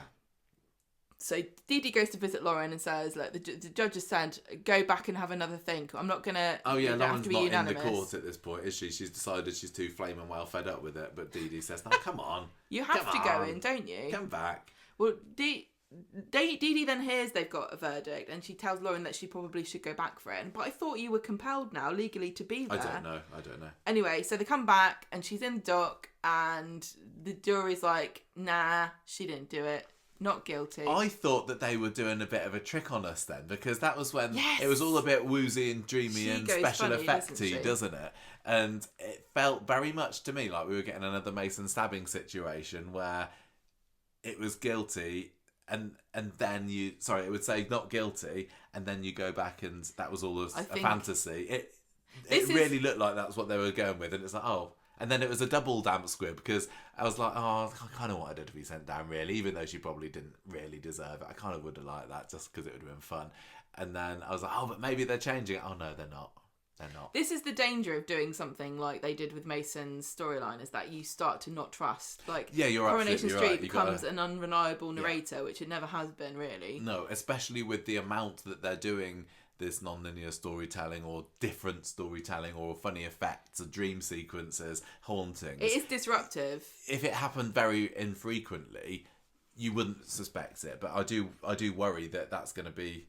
Yeah, we're going to be on edge and think that we're being tricked a little bit more than they actually are. But just to be clear, I'm not criticising Crowe for doing that storyline, because I thought it was really effective the way they did it. I really enjoyed watching it. It's just an unintended side effect, isn't it? Yeah.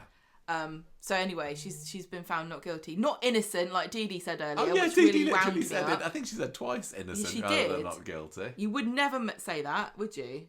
I don't know. I'm not a lawyer, but I think not. You would use correct terminology. Yes. Anyway, Max and Dee Dee are like, hooray, let's go to the cafe. But I'm still worried about Frankie.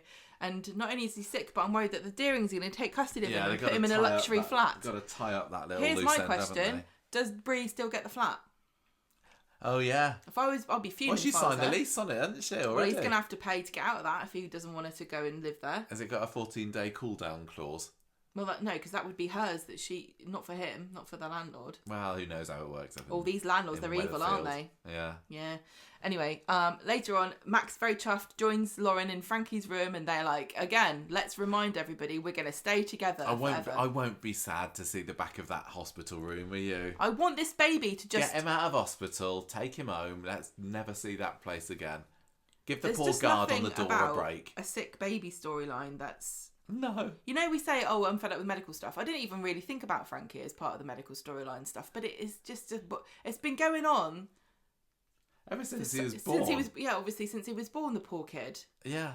But he's got no, I don't know who this baby is. No, I think it's because we're not that invested in the character of Lauren. I think if it was a character... But who is? No, but if it was a character, if the mum was a character that we really cared about, I think we'd care a lot more about Frankie. Yeah. Anyway, Friday Having rolls around. Having a baby changes you, doesn't it? It does. What happened on Friday? Right, so Lauren's told Frankie's responding well to antibiotics and he can go home soon. Hooray! This is where she smiles. Everything's turning up roses for Lauren now. Then we get Mrs. Deering, Anthea, turns up at the hospital, talks to Lauren and Max and says, sorry about this. What Joel did was wrong. Oh, this was weird, wasn't it? We were like, is she tricking them? This was very weird because where's Gus? Right? Why was she by herself? Yeah. She says, I thought if you went to prison it would lessen my grief. I wonder... sorry. Gus turned up and kind of pinched the baby the other day, didn't he? And then she says, I'm going to stop this custody case. Goodbye, Frankie. Be good for your mum. I'm leaving the show. I'm never coming back. Yeah, but she was really, really over-egging it, her grief. And I didn't buy... It did feel...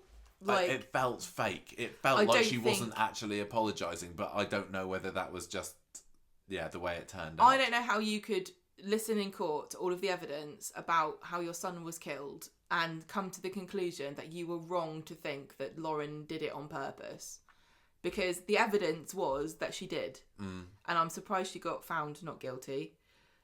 And if I was Anthea, not for narratively speaking. No. I but think like from the evidence, I think I would have said not guilty. I would have said guilty. She hit him twice. This is why they couldn't come to a unanimous decision. I wouldn't have backed down. I tell you what, that would have been stretched out for weeks. I've been like, I got nothing else to do. And you're paying me to be here, and I get lunch. So. Still saying guilty. Who's gonna go against that? Well, the jury in the end didn't even have a unanimous decision, did they? It was just a majority. No, because I was on the end of the table with my arms folded, going, nope, no, she did it. How can you sit here and say that she didn't do it? She hit him twice and she lied. And the other guy was. Okay. So is this just basically getting... It feels like we've reached the end of the story, doesn't it, with this? Does. And this is just, Deering's, they're gone, they're sorry, we never see from them again. I wouldn't mind if we never saw from them again. But in real life, they probably would be hanging around because that is their grandchild. Money to this child. Yeah. Despite everything, right, no matter what you think about whether she would have forgiven Lauren or let it go or whatever... I would still be incredibly concerned that my grandchild was being raised by two children that don't know what they're doing and don't have any money. At the very least, I would give them money and support and, babysitting. They're going to need so much help. Yeah. Aren't they? And she's like, anyway, bye-bye. It might not be, but it kind of felt that this was an exit. Well, it did, because it was like, on Friday we're like, right, so you've been found not guilty, what else is your problem? Frankie's sick? No, he's not sick anymore. What, the Deerings are after you? No, they're not after you split anymore. up with your boyfriend? Oh, you're back together again. Yeah. They've got the whole future to look forward to, both of them. Yes, I love you, we love each other, let's hug and talk about our future. The only other reason that I thought that it felt a bit like an ending for the story is, I don't know whether you saw this, but on Friday, I think it was yesterday, Kate Fitton put up a fairly lengthy video of herself in her car. Did you see this? No. So she's sitting in her car, she's got her specs on. Nice car There's shot. rain coming down, and she just puts out a video, and it was a really, really nicely done one. And this is the thing to remember. I have, as much as I don't really enjoy Lauren, I have got no beef whatsoever with Kate Fitton, and I think that she's shown time and time again during this story that she is a very talented actress, and she's doing this perfectly. absolutely brilliantly with the material that she's given. Lauren, I just don't like the material, some of it, but yeah, Kate. It's so believable. Yeah, exactly. It's really believable. I believe Lauren is a real person because of the way she acts and what she does and the way she reacts to things. She's a much more realistic, two-dimensional character than than almost all of the other characters, because she kind of like acts against her own self-interest so often in a really impulsive way, like a young girl would do who'd been raised in an incredibly abusive environment. Yeah, exactly. And anyway, Kate's there, kind of, she's just lovely, and she's saying thank you to everybody, thanks for all the messages of support, thanks for those supporting Lauren ones, thank you for all the comments about the scripts and the performance and everything. And she's like, oh, this story's been, she says, so when this story is now at an end, and I when I was given to me, and I thought, oh, you know what a big responsibility this would be. And it is massive for somebody who's so new. Yeah, somebody who's new, somebody who's really young like she is as well. She did absolutely brilliantly, and I do want to underline how much of a fantastic job Kate has done with this. Imagine and I watched the video and I was like, yeah, good on you, actually. How young she is, and being the face of a television show as influential and popular and as long running as Coronation Street, and being told you're the face of our main story for like a year. She's done a bloody amazing job. She has. So I'm glad that she put that video out, and I'm glad that she. And I'm glad, she's got lots of fans. I'm sure out there. She's seen a lot of negativity, but she I must hope have that done, she because doesn't there's a dwell lot on it, of it. because the people that get confused about not liking a character and thinking the actress is bad are just not in the same. No, I think that a lot of people reality. that are ragging on Lauren, it literally is the character. I hope that she. But it just needs to have a bit of a rest now, because I don't at least think we that's just going do to it. happen. We moan about her on the podcast, but we don't put out things that she's necessarily going to see. And I don't want anybody to. I mean, this is, we don't like put this on a tape and post it to people. Yeah, hey everyone, listen to this brilliant clip from this episode of the podcast. Here's us slagging off Lauren for a bit, Lauren. It's just how we feel about it. But well, look, it must be very draining for her to have this level of negativity put from various corners of the internet. Even if she knows that it's the character and not her, it can't be nice. Can't be easy at all. But again, like we said, everybody's entitled to their opinion. It's just like how do you decide to voice it? Yeah, exactly. Right, okay, so let's move on to the Antics Roadshow. And I enjoyed the trial stuff, but I thought it was a bit of a flub. This was totally more juicy. This is just amazing. This is Leanne just completely reverting, isn't it? To her, and because every so often I'll see a clip of her when she was younger through when she was like 17, 18 or what. Or no, just like almost any time in her life, apart from, I think when she got with Peter was when she started becoming worthy. Yeah, I think you're right. When she started having a child to look after.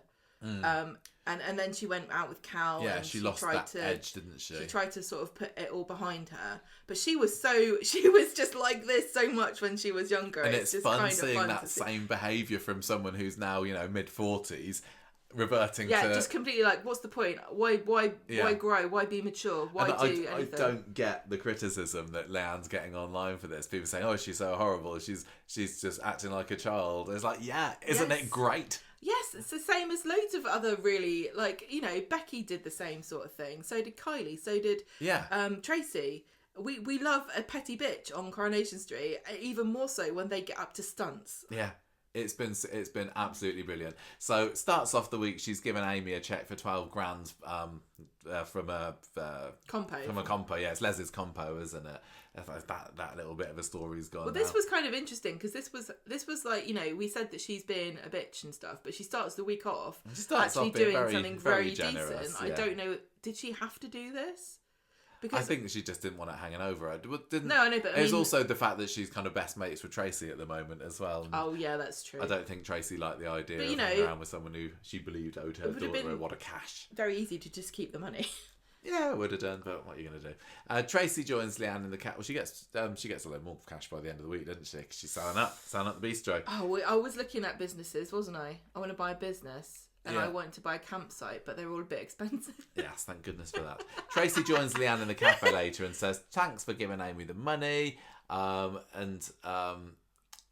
yeah, they both sad together. Neither of them have got any friends, and they decide to team up with a plan. So they stride into the bistro, and honestly, they should have made more out of this. There was only a couple of scenes in there, wasn't it? But striding into the bistro, demanding 2 rare steaks from Toya, bottle of Bordeaux. They're just sitting there delighting in winding up poor Toya, who, you know, she's not been whiter than white this past year, but she didn't deserve that. And Leanne's just being absolute bitch to her.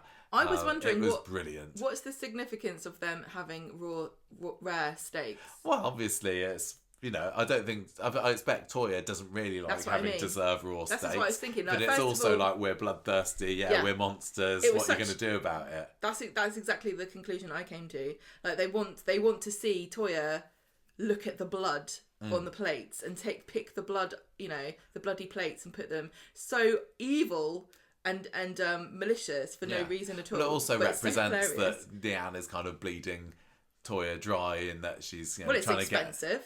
Yeah, exactly. It was such a trying to get her sent down for the fraud as well. It's such a really simple, like, thing, like, really kind of efficient way, that order of symbolising, of like showing so many different things all at once. Really clever. So they're there just having the time of their lives. They're refusing to pay at the end of it. And Toya's like, no, you got to pay just because you went, nah, says Leanne. Like, I own the place. I own the place after all. I'll do it again every night if I want to. Oh, it wonderful. was brilliant. It was wonderful. Imagine having your own steak vending machine. Yes. Carries on into Wednesday. I don't think we saw any of Tracy on Wednesday. I think Leanne was just going flying solo. Riding solo. You get it? She was doing it by the end, wasn't she? She comes into the bistro for another free lunch. The table's reserved for someone else, and she's like, I don't know, I'll do whatever the hell I want there. You can't do anything about it. Chucks the reserved sign away, probably. And then she... then starts, basically Wednesday is Leanne making her way through the men of the street, isn't it? Just trying her luck with whoever. It doesn't care who single, is part of a couple, doesn't matter. Voracious.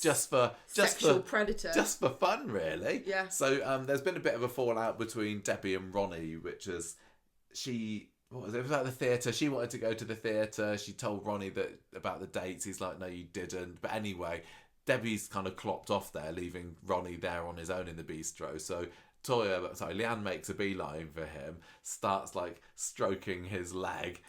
He's getting really uncomfortable. He's getting very uncomfortable about it all. This is obviously when Sam and Nick come in as well. So he sees all this. Poor Sam he's just seeing his new mum, whatever, in a total path of self-destruction. And Leanne still hasn't really... She does a little bit, I think, on this episode, but she spots that maybe they've gone too far. I've got Sam to think about, and then she carries on anyway. Yeah, she regrets the effect it's having on him, but it's not enough to make her stop, which is brilliant. Yeah, exactly. So anyway, Debbie kind of clops in and has a go at Leanne. What on earth do you think you're playing at? Everyone's watching this. Toya, Nick, Sam, Ryan. Public argument. It was brilliant. So Debbie's... I can't remember what she says. There's a flea in her ear. Yeah. I can't remember when she says it, but at one point Leanne refers to Debbie as being just 4 foot and 2 foot of that is gob or something along those lines. It was brilliant. Debbie's squaring up to her like she is. She's looking up at her, and Leanne's just smiling down at her. Leanne was like very pleased to be slightly taller than Debbie as well, wasn't she? When she stood up and kind of like looked down at her. Yeah, she's just loving. She's reveling in being evil. Yeah. She's just. Debbie ends up going in the end, and Leanne's just like, I don't care. I do not fussed whatsoever.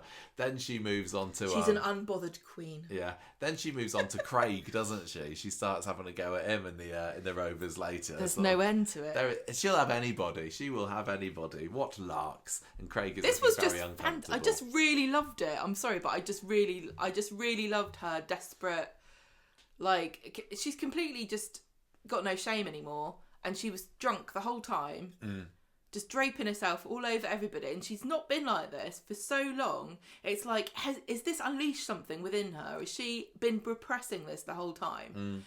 I just fear that at the end of the week, it's maybe over. I know. I think I could have done with another week of this. I could have done with maybe another week. It's been fun while it's lasted, but it feels like she's had a bit of a reality check by the end. I do think Corrie's being a bit too restrained with some of these things at the moment. I get the danger of like going too far with some of it, but I always feel like I know the importance of leaving you wanting more, but I always feel like we still could have been wanting more if we'd had even just a little bit extra. I thought that Monday they definitely could have done a lot more with Tracy and Leanne in there, but I don't know. I felt that Wednesday and Friday we got a decent enough bang for our buck. And speaking of which, great surprise at the beginning of Friday's episode. Like, we always kind of think, oh, how's the episode going to start today? He's just going to be having a chat. But Friday's episode is Leanne waking up in bed, rolling over.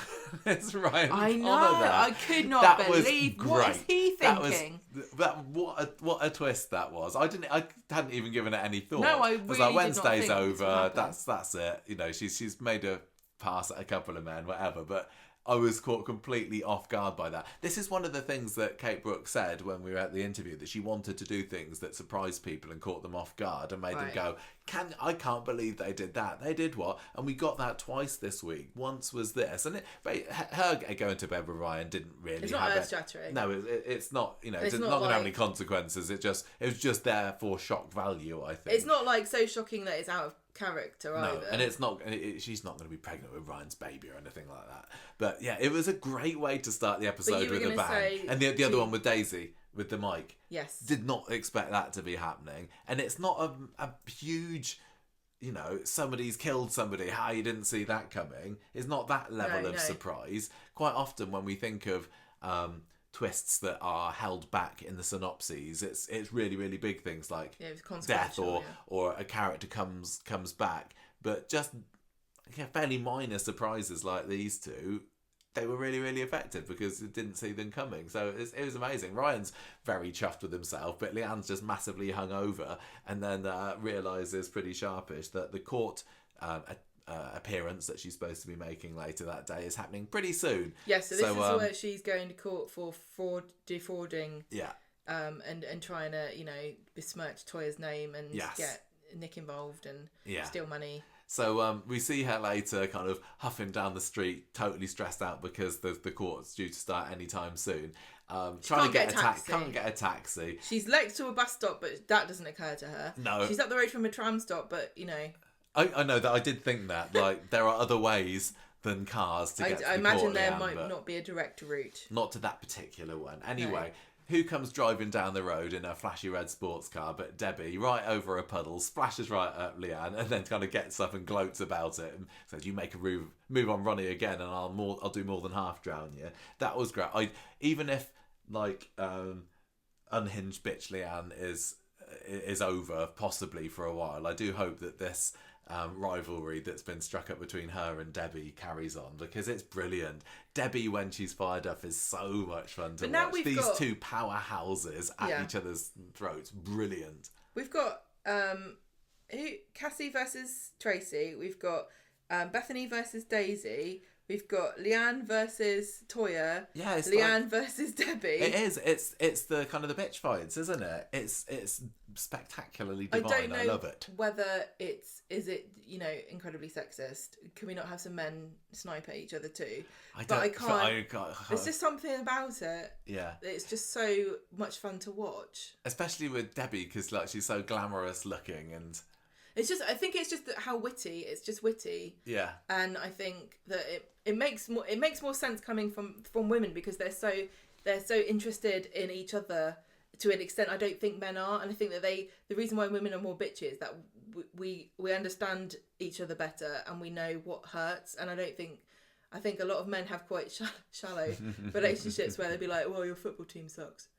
Well, it's a bit. But mind you, that's quite devastating. It's a bit like Tim was saying the other day after Mason's stabbing, and he was like, well, guys just like knock 7 barrels out of each other, have a bit of a punch up, and it's over. And I feel that with these other relationships, the antagonistic relationships that you just listed, all the women, if they'd have just said, well, we'll have a punch up and it's over, it wouldn't have lasted quite as long. It wouldn't be as enjoyable over a long period of time. So I like these grudges that are being held. And, women don't forget things, do they? Well, I mean, saying about men having shallow relationships is not supposed to be a slight, because I know that a lot of men struggle with that fact, because it's difficult to make these relationships, which is why it is really nice to see people like Tim and Kevin having their relationship talks. And who knows, maybe that will blossom into bitching. Maybe it will. Maybe we can all enjoy the bounty. So a bit of behind the scenes goss for this particular scene, because I know we posted about it on our social media last night and people are maybe looking forward to hearing about it. The scene where it's not really that interesting, but if we don't mention it, people know about why we didn't. So when we were up in Manchester at the beginning of November, we were staying in the big tower block that overlooked Coronation Street, and you see me put a load of pictures from that. So I got up on the next morning and I wanted to see if there's any filming going on, because we were so high up, because we were right very near the top. There were bits of the street that we could look down on. We still couldn't see a lot of the main bit of Coronation Street, but we had a really good view of Viaduct Street and a fair view of Rosamond Street as well. And I was just looking for any signs of life. And it's funny in the mornings when they start work there, and there's just loads of crew that are milling around doing this and that. I've got no idea what they're up to, just setting up in various ways. And one thing I noticed right in that corner by Preston's Petals and Prima Donna is there was a guy with a massive hose pipe, and he was just spraying down a load of water onto the street. And I was like, what's going on there? Is there like a flood, or are they just literally cleaning the cobbles? I had to say, we were like, is there some kind of continuity issue where it was raining yesterday and they're doing pickups? Yeah. I kind of in the end just almost forgot thinking about it, and I wasn't looking out for it coming into watching it this week. I wouldn't have even realised, but you're the one who... Yeah, it was. I assume, I'm just making an assumption here that this is what we saw, because it was the same corner. They were spraying water into it, and lo and behold, yesterday's episode, Leanne gets splashed. We didn't see any of it being filmed. I guess if we'd stayed in the flat long enough, we would have seen Debbie driving down the road there, but we had other things to do. But that's the extent of our behind the scenes there. Yes, they used a hose pipe to create a puddle. Yeah, they did. There you go. That's what you come to Conversation Street for, isn't it? So anyway, she's been splashed. Debbie's had a go at her. She's still desperate later on. She hasn't remembered about the bus or the tram, like you said. Steve can't get a taxi for her for reasons. But then who does she come across but Toya and Nick? And Toya is still very much on her, I just want to make up with you. I want to forgive you. I want everything harmonious and lovely. And let me give you a lift into court. And this is like the worst thing she could do, because this is just making Leanne even more furious. Yeah, she doesn't want her enemy helping her. No. So she refuses to accept a lift, but Toya basically insists, and Leanne realises she hasn't got much choice. I was also going to say, when I saw Leanne waking up on Friday morning in bed, I thought she would have slept with Steve again. Yes, well, especially they did have that like a tete-a-tete, didn't they? They did around New Year. Yeah, and she went back to his house, stayed at the night with him. Yeah, especially maybe it was just on the Predictions podcast the other day. Actually, we were saying about with her being friends with Tracy, and then was she going to cop off with Tracy's husband? It can still happen. It can still happen. There's plenty more fish in the sea. Yeah, there are, aren't there? She's got a trawler. She's going up and down. So we don't get to see any of the court apart from when they arrive there and Toy's kind of fussing over Leanne's hair and saying that she looks like been dragged through her head backwards or something. I can't remember. And Leanne allows her to come into this court with her. How are you finding Toya's behaviour? Do you think that at this point she should just back off, because it's clearly poking the bear here, isn't it, with niceness? Do you think that she should ease off a little bit, or is she entitled to try and rebuild these bridges because they are sisters after all, you know?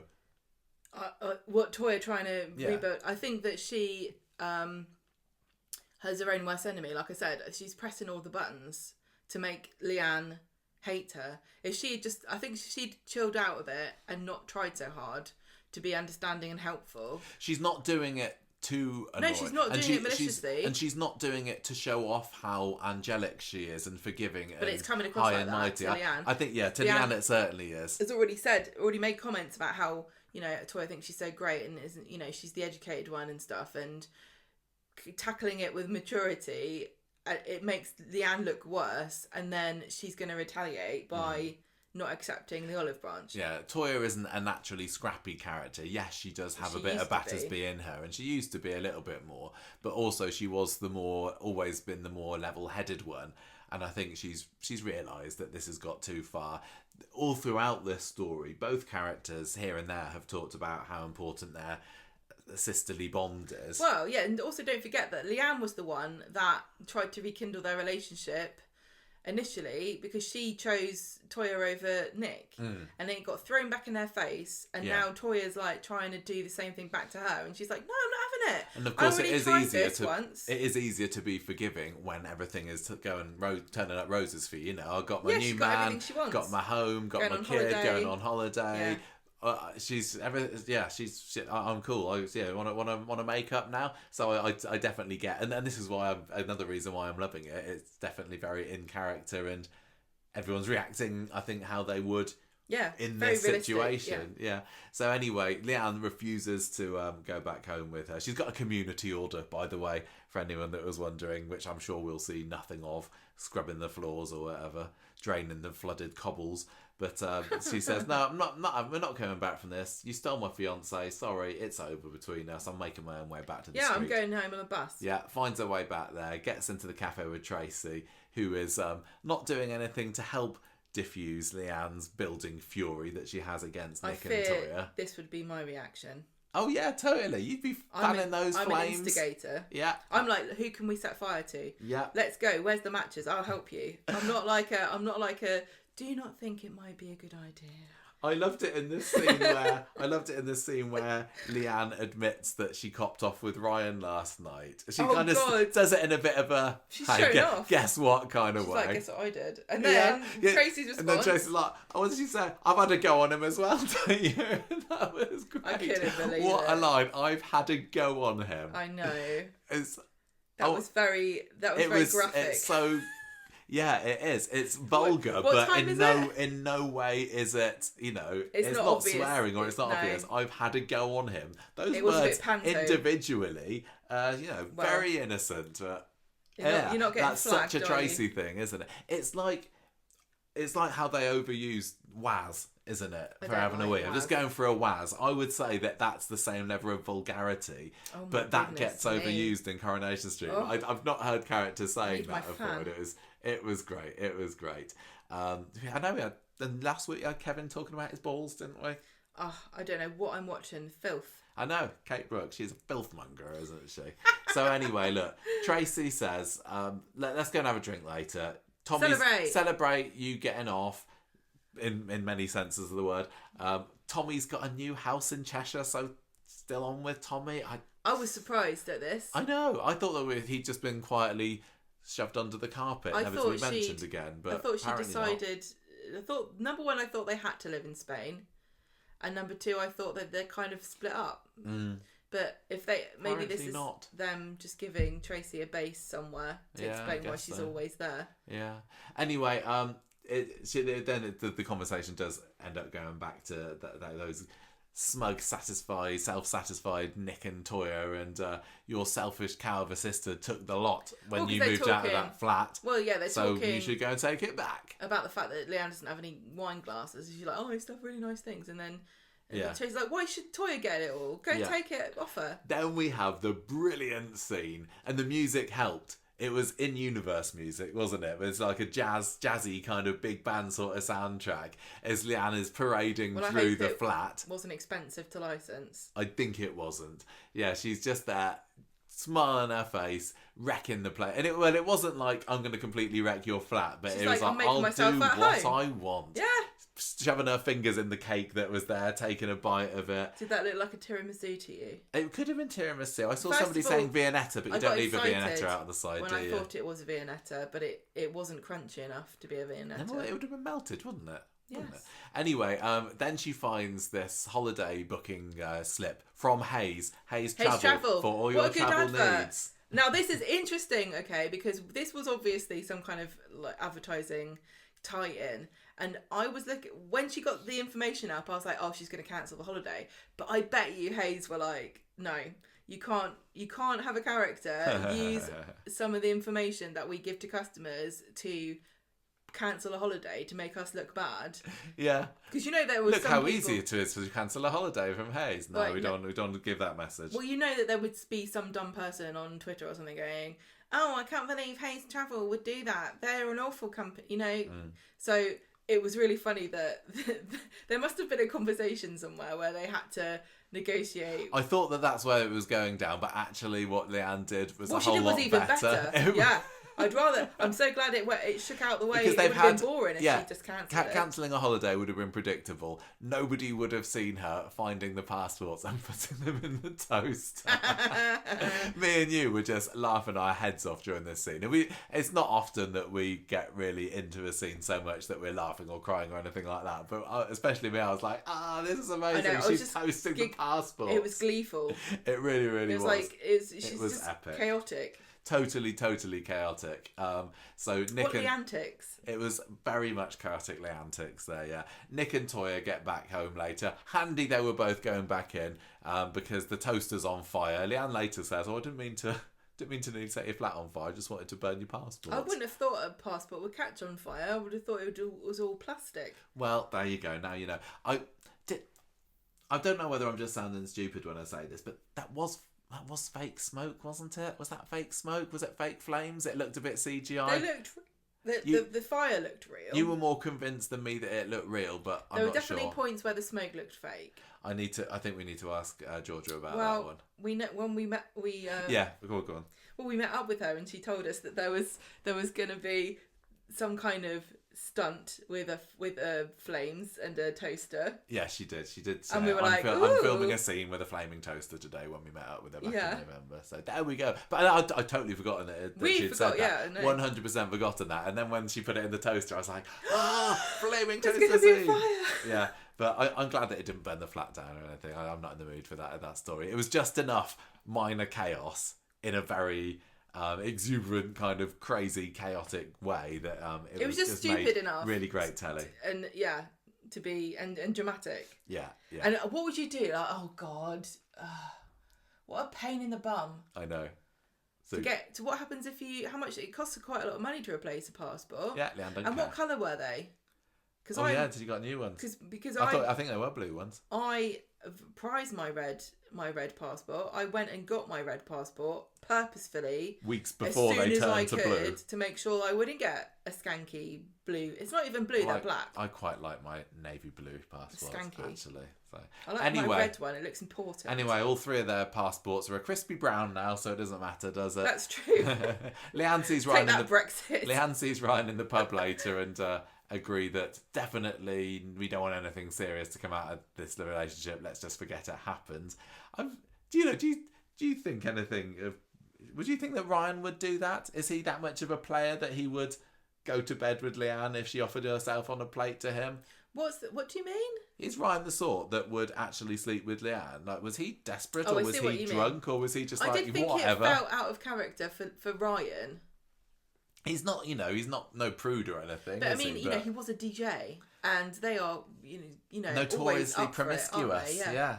Like Always, and Jeff always jiggling it about, isn't exactly. it? Anyway, that's by the by. They're not going to have anything come out of it. Debbie's kind of disgusted when she hears about it, which was brilliant. Well, no. Also, if you're Debbie, are you thinking near miss for my Ronnie here?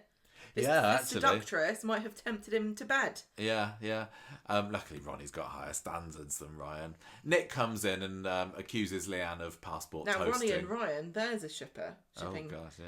Possibility. I think not. Let's not go there. They just end up bickering. Nick and Leanne do, and Nick is left decidedly on the higher ground when it comes to morals. There, Nick won that argument, I think, by saying, Sam could have been there. I know he wasn't, but he could have been there. You could have burnt down the flat. I know you didn't. And Leanne, I think, sadly, this is the moment that she realises maybe I've gone a bit too far. Boring. Yeah.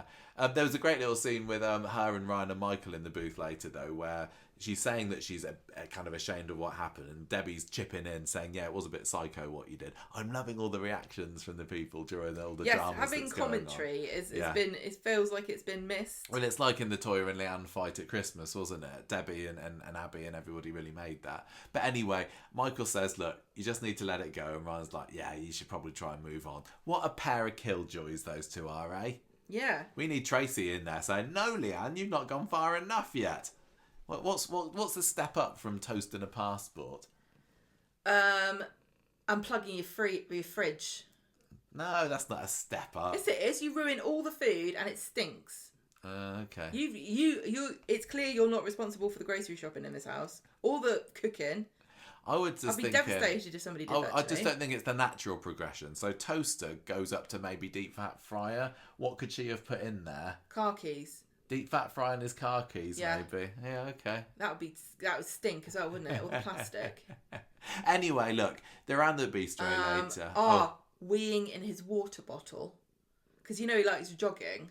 Yeah. Imagine if he's there and he's, coming to the end of his run and he's parched and he's got his lovely water bottle with him and he takes a nice long tug of Leanne wee. I wonder whether Leanne could just go into their freezer and replace the labels on the veggie lasagna. No, replace the veggie. Yeah, just put meat lasagna inside the veggie lasagna, and then that's I think that I think that Coronation Street would be in trouble with Peter. Probably. If she did that. Anyway, Leanne goes round to the flat later and is like, yeah, sorry. She was a bit tail between her legs with this, and she says, look, gonna move on. Let's make a clean break of it. You can have the bistro. You can buy it off of me. And then, so she goes and sells the bistro to it. So the bistro is now under sole possession of Nick. And Toya's obviously working there. Money? I know. He's just like, oh yeah, I'll give you. How much do you think it would cost? Because Didn't they show the price of the bistro at some point? I don't remember. I was only looking at businesses just out of curiosity because I'm fascinated with the idea that you can just buy a business. Because I'm so naive, I didn't even think about it. But you can buy a business actually much cheaper than I thought. But it depends on whether you own the premises, and I can't remember ever. And I don't think Coronation Street really knows until they want to write a story revolving it, whether you own the premises. Does Nick own the bistro? Is he mortgaging it, or is he renting it, or what? But you could probably, depends on what the turnover is. This is what I learned, and what your profit margin is. So anyway, there you go. You want Tracy Leanne has made a clean break. Want business advice? Come to me. I know everything. Leanne's made a clean break. It feels like the story's probably been put on pause now. Boring. It can't go on forever, but I thoroughly enjoyed it while it lasted. It was amazing. Yeah, I know. So I guess good luck to Nick and Toya. Somebody made a very good comment on our. On Twitter, I saw John McNee. He suggested that maybe Leanne might invest in a different business on the street. Oh yes, I saw that as well. I won't say which one. Maybe. But wouldn't it be interesting if she did take over a different business and maybe be a rival? Well, I'm not. The Rovers may need a new proprietor, mightn't it? That is true. If Leanne passes the money to Jenny, Jenny gives it to Carla. Leanne's in charge of the Rovers. And she's going to have... Is she going to... that would be really great, actually, because when the bistro There was a story at some point when Jenny and Johnny moved into the Rovers, and they kind of were at loggerheads with Debbie. Was it Debbie who was in charge of the bistro then? Having Leanne at one end of the street and Toya at the other end, that could be quite. They would try to outdo each other in terms of who could get the most punters. There would definitely be at least one bit where Toya would undermine Leanne with her insider knowledge of being a previous landlady of the Rovers. Like, don't buy too many wasabi peas. Yeah. Because people hate them. Top tip. Right, next up, Gemma, we've got the Hey Platt payback storyline. Which, again, don't think it's anything to do with the Hays, apart from the Hay brother. But what went on here? Does the dog die? No. But it's not yet. Near miss. Well, it might do. It might do.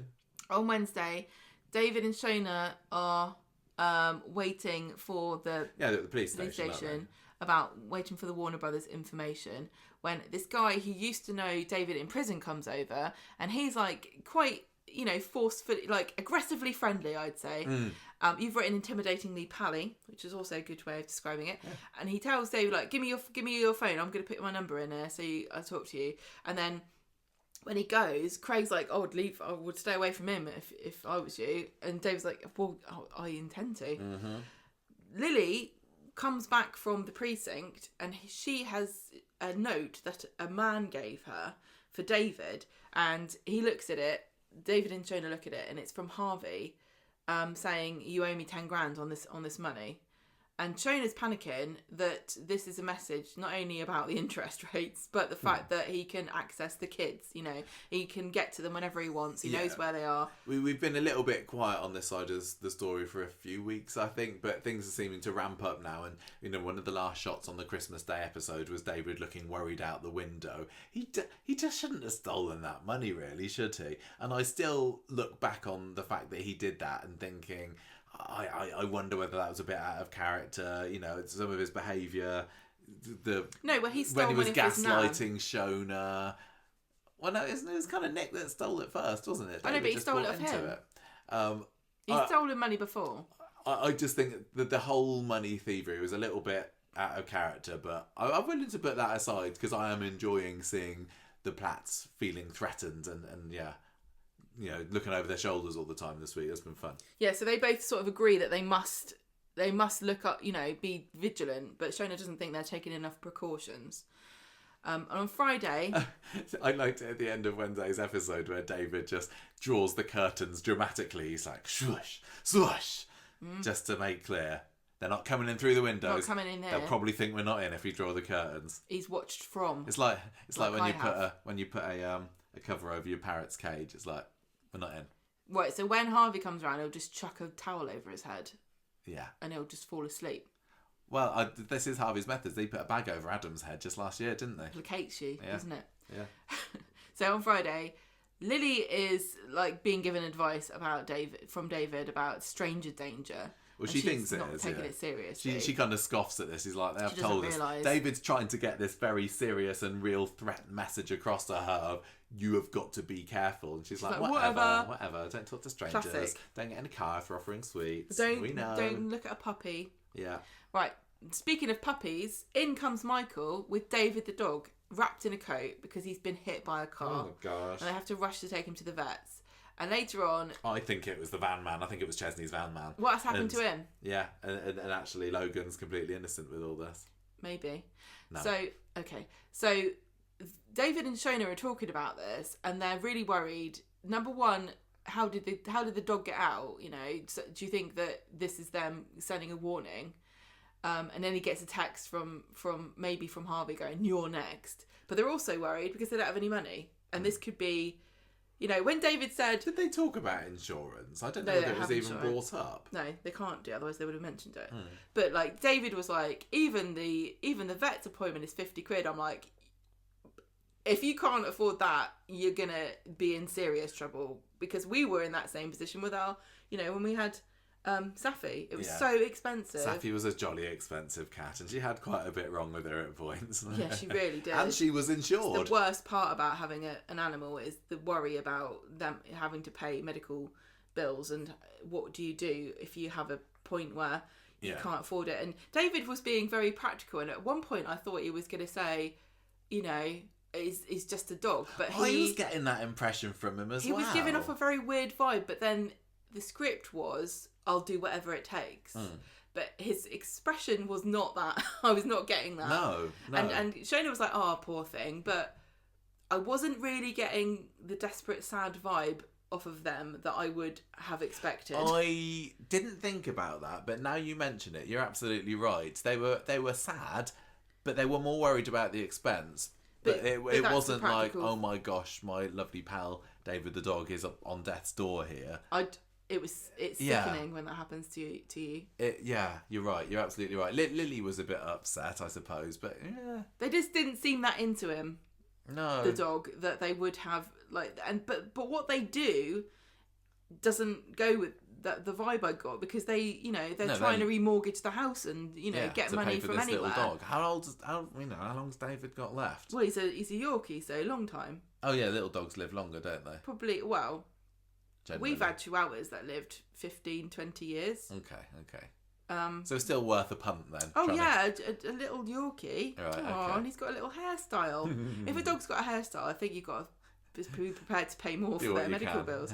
Right, so they're like, okay, we'll go to the bank and ask for some more money. And David then summons Craig. He's about to fess up, isn't he? He's like, this has got long enough, and Shona stops him because she doesn't want the police getting involved with this. He's about to confess when Shona's like, no, it's just he is nothing. And we think that the dog was run over on purpose. And Craig's like, oh, that's not nothing. That's a serious crime. Yeah, David kind of changes, doesn't he? He says, oh, I just wanted to tell you about the dog being hit. And Craig's like, oh wow. Craig is clearly a massive dog lover, and he likes the idea of this crime, doesn't he?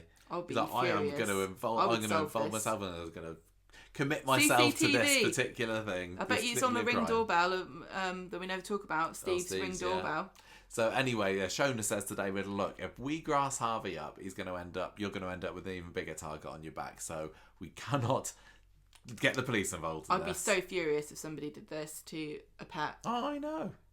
Oh, this is why I'm always really nice to neighbours. Because people are psychopaths. I don't trust them. I hear so many horrible stories about like people poisoning cats and things. Yeah, putting the cats in the bin. Yes. That lady who was in your mum's choir. Yeah. Anyway, I think you need to explain. There was a lady. Was it in Coventry? Yeah. She was on video. I think this is more famous in this country than in other countries, but it's a very famous CCTV footage of a woman just picking a cat up and putting it in a bin for no reason at all. And she was like one of the most hated women in the country for months, but she was a member of your mum's choir. Was she? I thought that there was a link. There was a link somewhere. It wasn't somebody that my mum knew. No, she didn't know her. She doesn't. My mum didn't socialise with cat people. abusers. No, with cat binners. No. Anyway, so are you worried about little doggy Dave? It felt like by the end of the episode. Bill, but then I can't get worried about any money things on Coronation Street because it's all just pointless. I mean, they're already massively in debt. I mean, what's extra vets bills? I think David will be okay, doggy David. So but you see what I mean about this? This could be a proper story. Like this is something that happens to people regularly. Where what do you do when your dog or cat is and you don't have pet insurance? Because a lot of people can't afford that. It's expensive. Like, we had to change Abby's because they wanted to charge us £80. Yeah. We can't afford to pay that every month for her to just fart about. Sorry, Abby. But instead of that, it's just a sort of a small footnote in a bigger story, which is not at all relatable. So anyway, they're I think that he'll be fine, but I think it's just going to add a bit of pressure because they spoke to the Shona's gone to the bank and she's asked them about equity from the house. But because they've only just bought this and mortgaged it, the only option they've got is to sell it. And they can't even really think about doing that. That would be a bit stupid, wouldn't it? Well, David, sell your house. Yeah, but David kind of says, well, look, it's only a house at the end of the day. I think he kind of sees it in practical terms and is like, well, desperate times call for desperate measures. So he's not... Again, though... Not completely against their idea. A bonkers reaction that is in no way representative of their real situation. Like if I was David and my dog been run over and I was looking at a bill for what, $5,000? Maybe, let's say, I would just say to all my friends and family, can you please lend me some money? But it's not just this, is it? This is the beginning. Oh no, but that's I know. What's this is next? I think I know why this bit's happened. I think I know why this bit's happened, knowing some spoilers that are coming ahead, but we can't talk about that. I wish there would just be a bit where they would go, why don't we ask your gran? And David say what you just said. Well, what for a bucket, for a drop in a bucket? Yeah, drop in the ocean. It doesn't make any difference. Yeah. Well, sell anyway. Lily. Why don't we sell Lily? Get Lily. Where's Lily here? Where's she How earning can she a job? use her top footballing skills? Why don't she to go earn us on a bit of dough? Send PX and become a football influencer? Yeah, earn money that way. You're not thinking out. Why the don't we box sell enough, that David. pistachio handbag you've got? I heard that they're really popular. How are you finding the relationship dynamics between Shona and David at the moment? Because it feels like they've kind of forgiven each other for all their wrongdoings before. It doesn't feel like they had an argument. There's been no point this week is Shona saying, you know what, none of this would have happened if you hadn't X, Y, and Z. And David's not like, well, you're one to talk. You know, I think I'm glad because I wanted them to reunite again because I love them as a couple. But yeah, it feels if it was as though... you, I think if it was you, you would just drip it in every now and then. Yeah. It's just your fault, Michael, that the cat's been run over. Pick that scab. Yeah. Yeah, you've got to hold on to every grudge. That's what I say. Each grudge is individually precious and important and should be nurtured for the rest of your life. Do you know how this is how you make pearls, Michael? This is how an oyster makes a pearl. Takes a bit of grit and it slowly polishes it until it's a really beautiful piece of art. And that's what I do with grudges. Right, look, end of the episode, David's bought locks for the windows, hasn't he? Because he's realised that the whole curtain shutting technique isn't quite enough to deter the potential intruders. He's forbidding Lily to go outside. Yeah, Lily doesn't get it. I can't remember what Max knows. Does he know? I think he maybe Max knows. doesn't care about anything apart from Lauren. The only clue is about Lauren and Frankie. Sell the baby. Yeah. Sell Frankie. Yeah. I think he should invite Lauren back to live with them and then offer her as a hostage when Logan comes Why calling. don't you be like, oh no, Harvey, you've gone after David the dog, the most precious thing to me apart from Lauren. I hope that you would never target Lauren and her baby. She's spent such a tough life as it is already. She's so innocent and she's done nothing wrong and life's been so dreadful to her. I just want to protect her as much as possible. And tell you what, that is soap justice catching up with her after she killed. You told me that she was not guilty, and I said she was. She wasn't guilty of murder. I don't believe it. Right. They overcharged her. Minor stories next. So we had the breakdown mechanic story just on Monday. There was another little appearance of Seb at the end of it, wasn't there? Yes. How long is he going to be knocking about for? Oh, I don't know. So we had Roy getting Kevin to one side in the cafe on Monday saying, well, Abby was round here yesterday. I feel she's troubled. She's seeing visions of Seb. There seems to be a bit of... Abby's not she kind of says, I'm imagining him, but I'm not seeing him. I think she's trying to downplay her symptoms, isn't she? Yeah, Toya's like... I'm not getting wonky cam about this, anything, I swear. Toya's there, yeah. She says to Kevin, look, maybe I can talk to Abby. And Kev's like, no, I don't think so. Abby at home says sorry to Kev for running out on him the other day. And Kevin's cool with it. He says, look, Roy says that, having visions. And she's like, no, I'm not. Definitely not. I'm not nuts. I'm absolutely fine. I don't want to talk about it. I'm going to an addiction meeting. Bye. Toya tries to speak to Abby in the street, but she nearly bites her head off and Toya's like, look, grief counsellor, have you maybe tried this? And Abby brings up Alfie and Imran again and says that you killed Alfie's dad. Now you want him and all. Stay away from him. So that is still definitely there, bubbling away.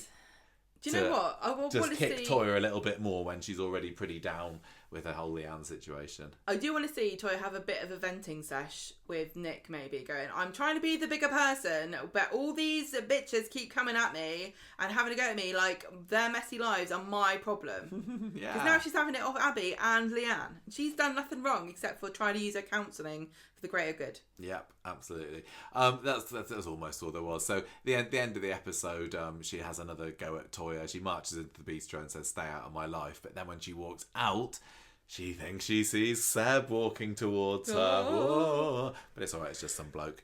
It was Seb again. He made a little ghostly appearance briefly. Boom. I was expecting a lot more from that this week. In a way, I think the week was already pretty tightly and enjoyably packed. Do you think that there's gonna have to be, because he keeps appearing, Seb? Do you think that has to happen for him to stop appearing? Like he literally is a ghost with unfinished business. Like, does Abby have to? Abby just needs to make peace with someone, and then she'll be fine mentally. What's the problem? Why does she keep seeing him? Because she's got PTSD from Mason. So what can really? Do you not think that if she went, did she really go to an addiction meeting? I don't know. I would hope that if she actually did, does she just need to go along to Mason's funeral or something? But listen, if she actually went to an addiction meeting, you would hope that she would say, I feel very challenged because I witnessed a horrific crime and it's bringing back memories of my son being murdered. Do you not think they'd be like, oh, sounds like you need a bit more support? I'm not loving. Would you like an exorcist? I'm not loving this bit of the story at the moment, as it just doesn't feel like it's not got an obvious plot thread that is going. It's just because her it having keeps breakdowns. happening. It feels as though something has to happen to make it stop happening because it's a symbol of her mental turmoil. Maybe she just needs to go to itv.com/advice to help her with all her issues. Are you seeing visions? Yeah.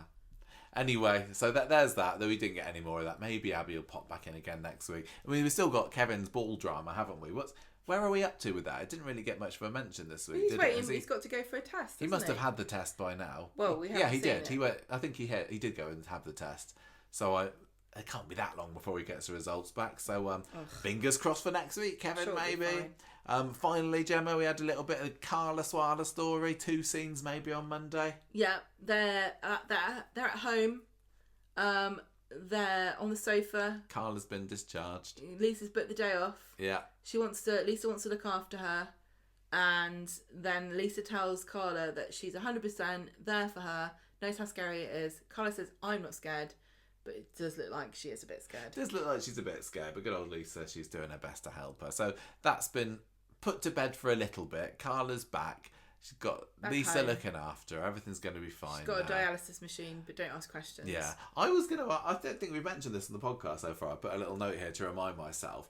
Where is the Swain's cat at this point? This is worrying because this cat is drowning. This is one of my big issues with Corrie at the moment. One of the unresolved questions that I've had. I'm sure it's been established that Lisa and Betsy have got a feline companion at their house. Don't even know what his name is. No. Where is it? Has she been put in a cattery I kind of get that Carla maybe wouldn't want a cat. Maybe that's the thing. That's maybe why Carla was so resistant for so long. Because Carla don't want no cat scratching up her furniture, does she? I don't want anything relying on me. No, and she hasn't got a garden, so it means she'd have to have a litter tray in her house. I don't think Carla would really be up for that as well. No, Carla is not a litter tray girl, is she? No, but the longer that the Swains are staying there, and it's been a good few weeks now, hasn't it? Don't they miss the cat? Are they just heartless? Does Betsy go and visit the cat? So hard if our cat was in a cattery. Yeah, and it's bloody expensive as well. It's like £9 a day. It's all right. Betsy's loaded. Oh yeah, she's got her inheritance. Yeah, that's what Becky would want them to do: is to fund a cattery for the Swain family cat because her wife's new girlfriend doesn't like cats. I think that maybe Carla's going to go and track down Logan and say, "Look, I hear you're in the business of having accidents with family pets." David's cat. This is David's cat. I hope nothing happens to her. I'm devastated. No, Problem solved. Wouldn't. She would never. Maybe she's done it already. I do think perhaps there's a bit of regret somewhere along the lines that they mentioned that they have a cat because this cat has been neglected. Why can't people on Corrie just have cats? Why do they have to have dogs all the time? Whenever there's a cat, it gets forgotten about sold off. They don't even have dogs, do they? I know, but at least David the dog makes the odd appearance here and there, and who else is there? It's obviously I don't think we've seen Peanuts since Beth's we gone. saw what a palaver it was when we watched some filming and they had pets come in, and it did seem like a big pain. We have heard it's a massive palaver to have pets in any scene on Coronation Street, but even when it's your own pet, even when it was Simon Gregson's dog Cookie, he played Rover. It still seemed like it was just an insurmountable pain in the bum to have. I mean, it feels like if you were an actor and you had a pet and the pet was cast as in the show, I would always have it with me. I'd always be walking around with my dog in my arms, or it would be in every scene. But there's obviously a lot more to it than that. Otherwise, they would do it, wouldn't they? Yeah. All these things were like, oh, why don't they just? It's obviously a reason why they don't do it, but we don't understand it. It's a lot more complicated. On the ITV3 repeats at the moment, just in the last couple of weeks, we've had Eccles make her debut appearance. She must have been quite old when she died, though. Yeah, I bet she was. But yeah, it's quite fun. I think she was. I remember us talking about. She's spending all the scenes nipping Ken in the ankle and generally annoying him. Right, okay, so that was this week's Coronation Street. I enjoyed chatting about that with you today, Gemma. I enjoyed watching wasn't it? I'm feeling good. I enjoyed this week. I'm feeling positive about Coronation Street at the moment. Still, we've had a couple of months worth of Kate Brooks so far. It's not all been gold. I'm not going to lie and say, oh my gosh, she's the saviour of Coronation Street. Everything's been brilliant. But I'm feeling that more weeks are going past where I'm thinking, that was pretty good, actually. It feels like it's turned a bit of a corner. Yeah, it has. And, I don't want to count my chickens because who knows what's around the corner. It could completely take a male castrated chicken. Is that what you're scoring it out of this week? What is a male castrated chicken? You said that you knew that was one of the quiz questions, wasn't it? I guessed it was that because I was going to buy one for Christmas. What are you going to score it this week? I'm going to let you go first. I'm going to score it 4 toasted passports. Oh, nice. Thanks. Okay. I'm going to score it 4 poor man's Dermot O'Leary's out of 5 this week. Oh, dear. Character of the week was Leanne, wasn't it? Yes. It was. Leanne was delicious and hilarious. There was a lot of great character stuff this week. Daisy I love was Daisy. Yeah. Daniel was brilliant to watch. Bethany was brilliant. Sarah getting up on her high horse as high as she can for a little short ass like her. Leanne was fun. Debbie, amazing. I loved everything with David and Shona. They were but Leanne, it was I was just had a grin spread all over my face every time that she appeared on the screen this week. So I very happily will give that character of the week to her. Yay! Yeah. Congratulations, Leanne. Fingers crossed for next week. So fingers crossed we've still got more good stuff to come. Okay, so I'm sure Hayes will be incredibly helpful. They've probably got a helpline dedicated for people whose psychotic sisters have toasted their passports. And if Hayes wants to sponsor a podcast, they can. We've got very reasonable rates. Right, we're done.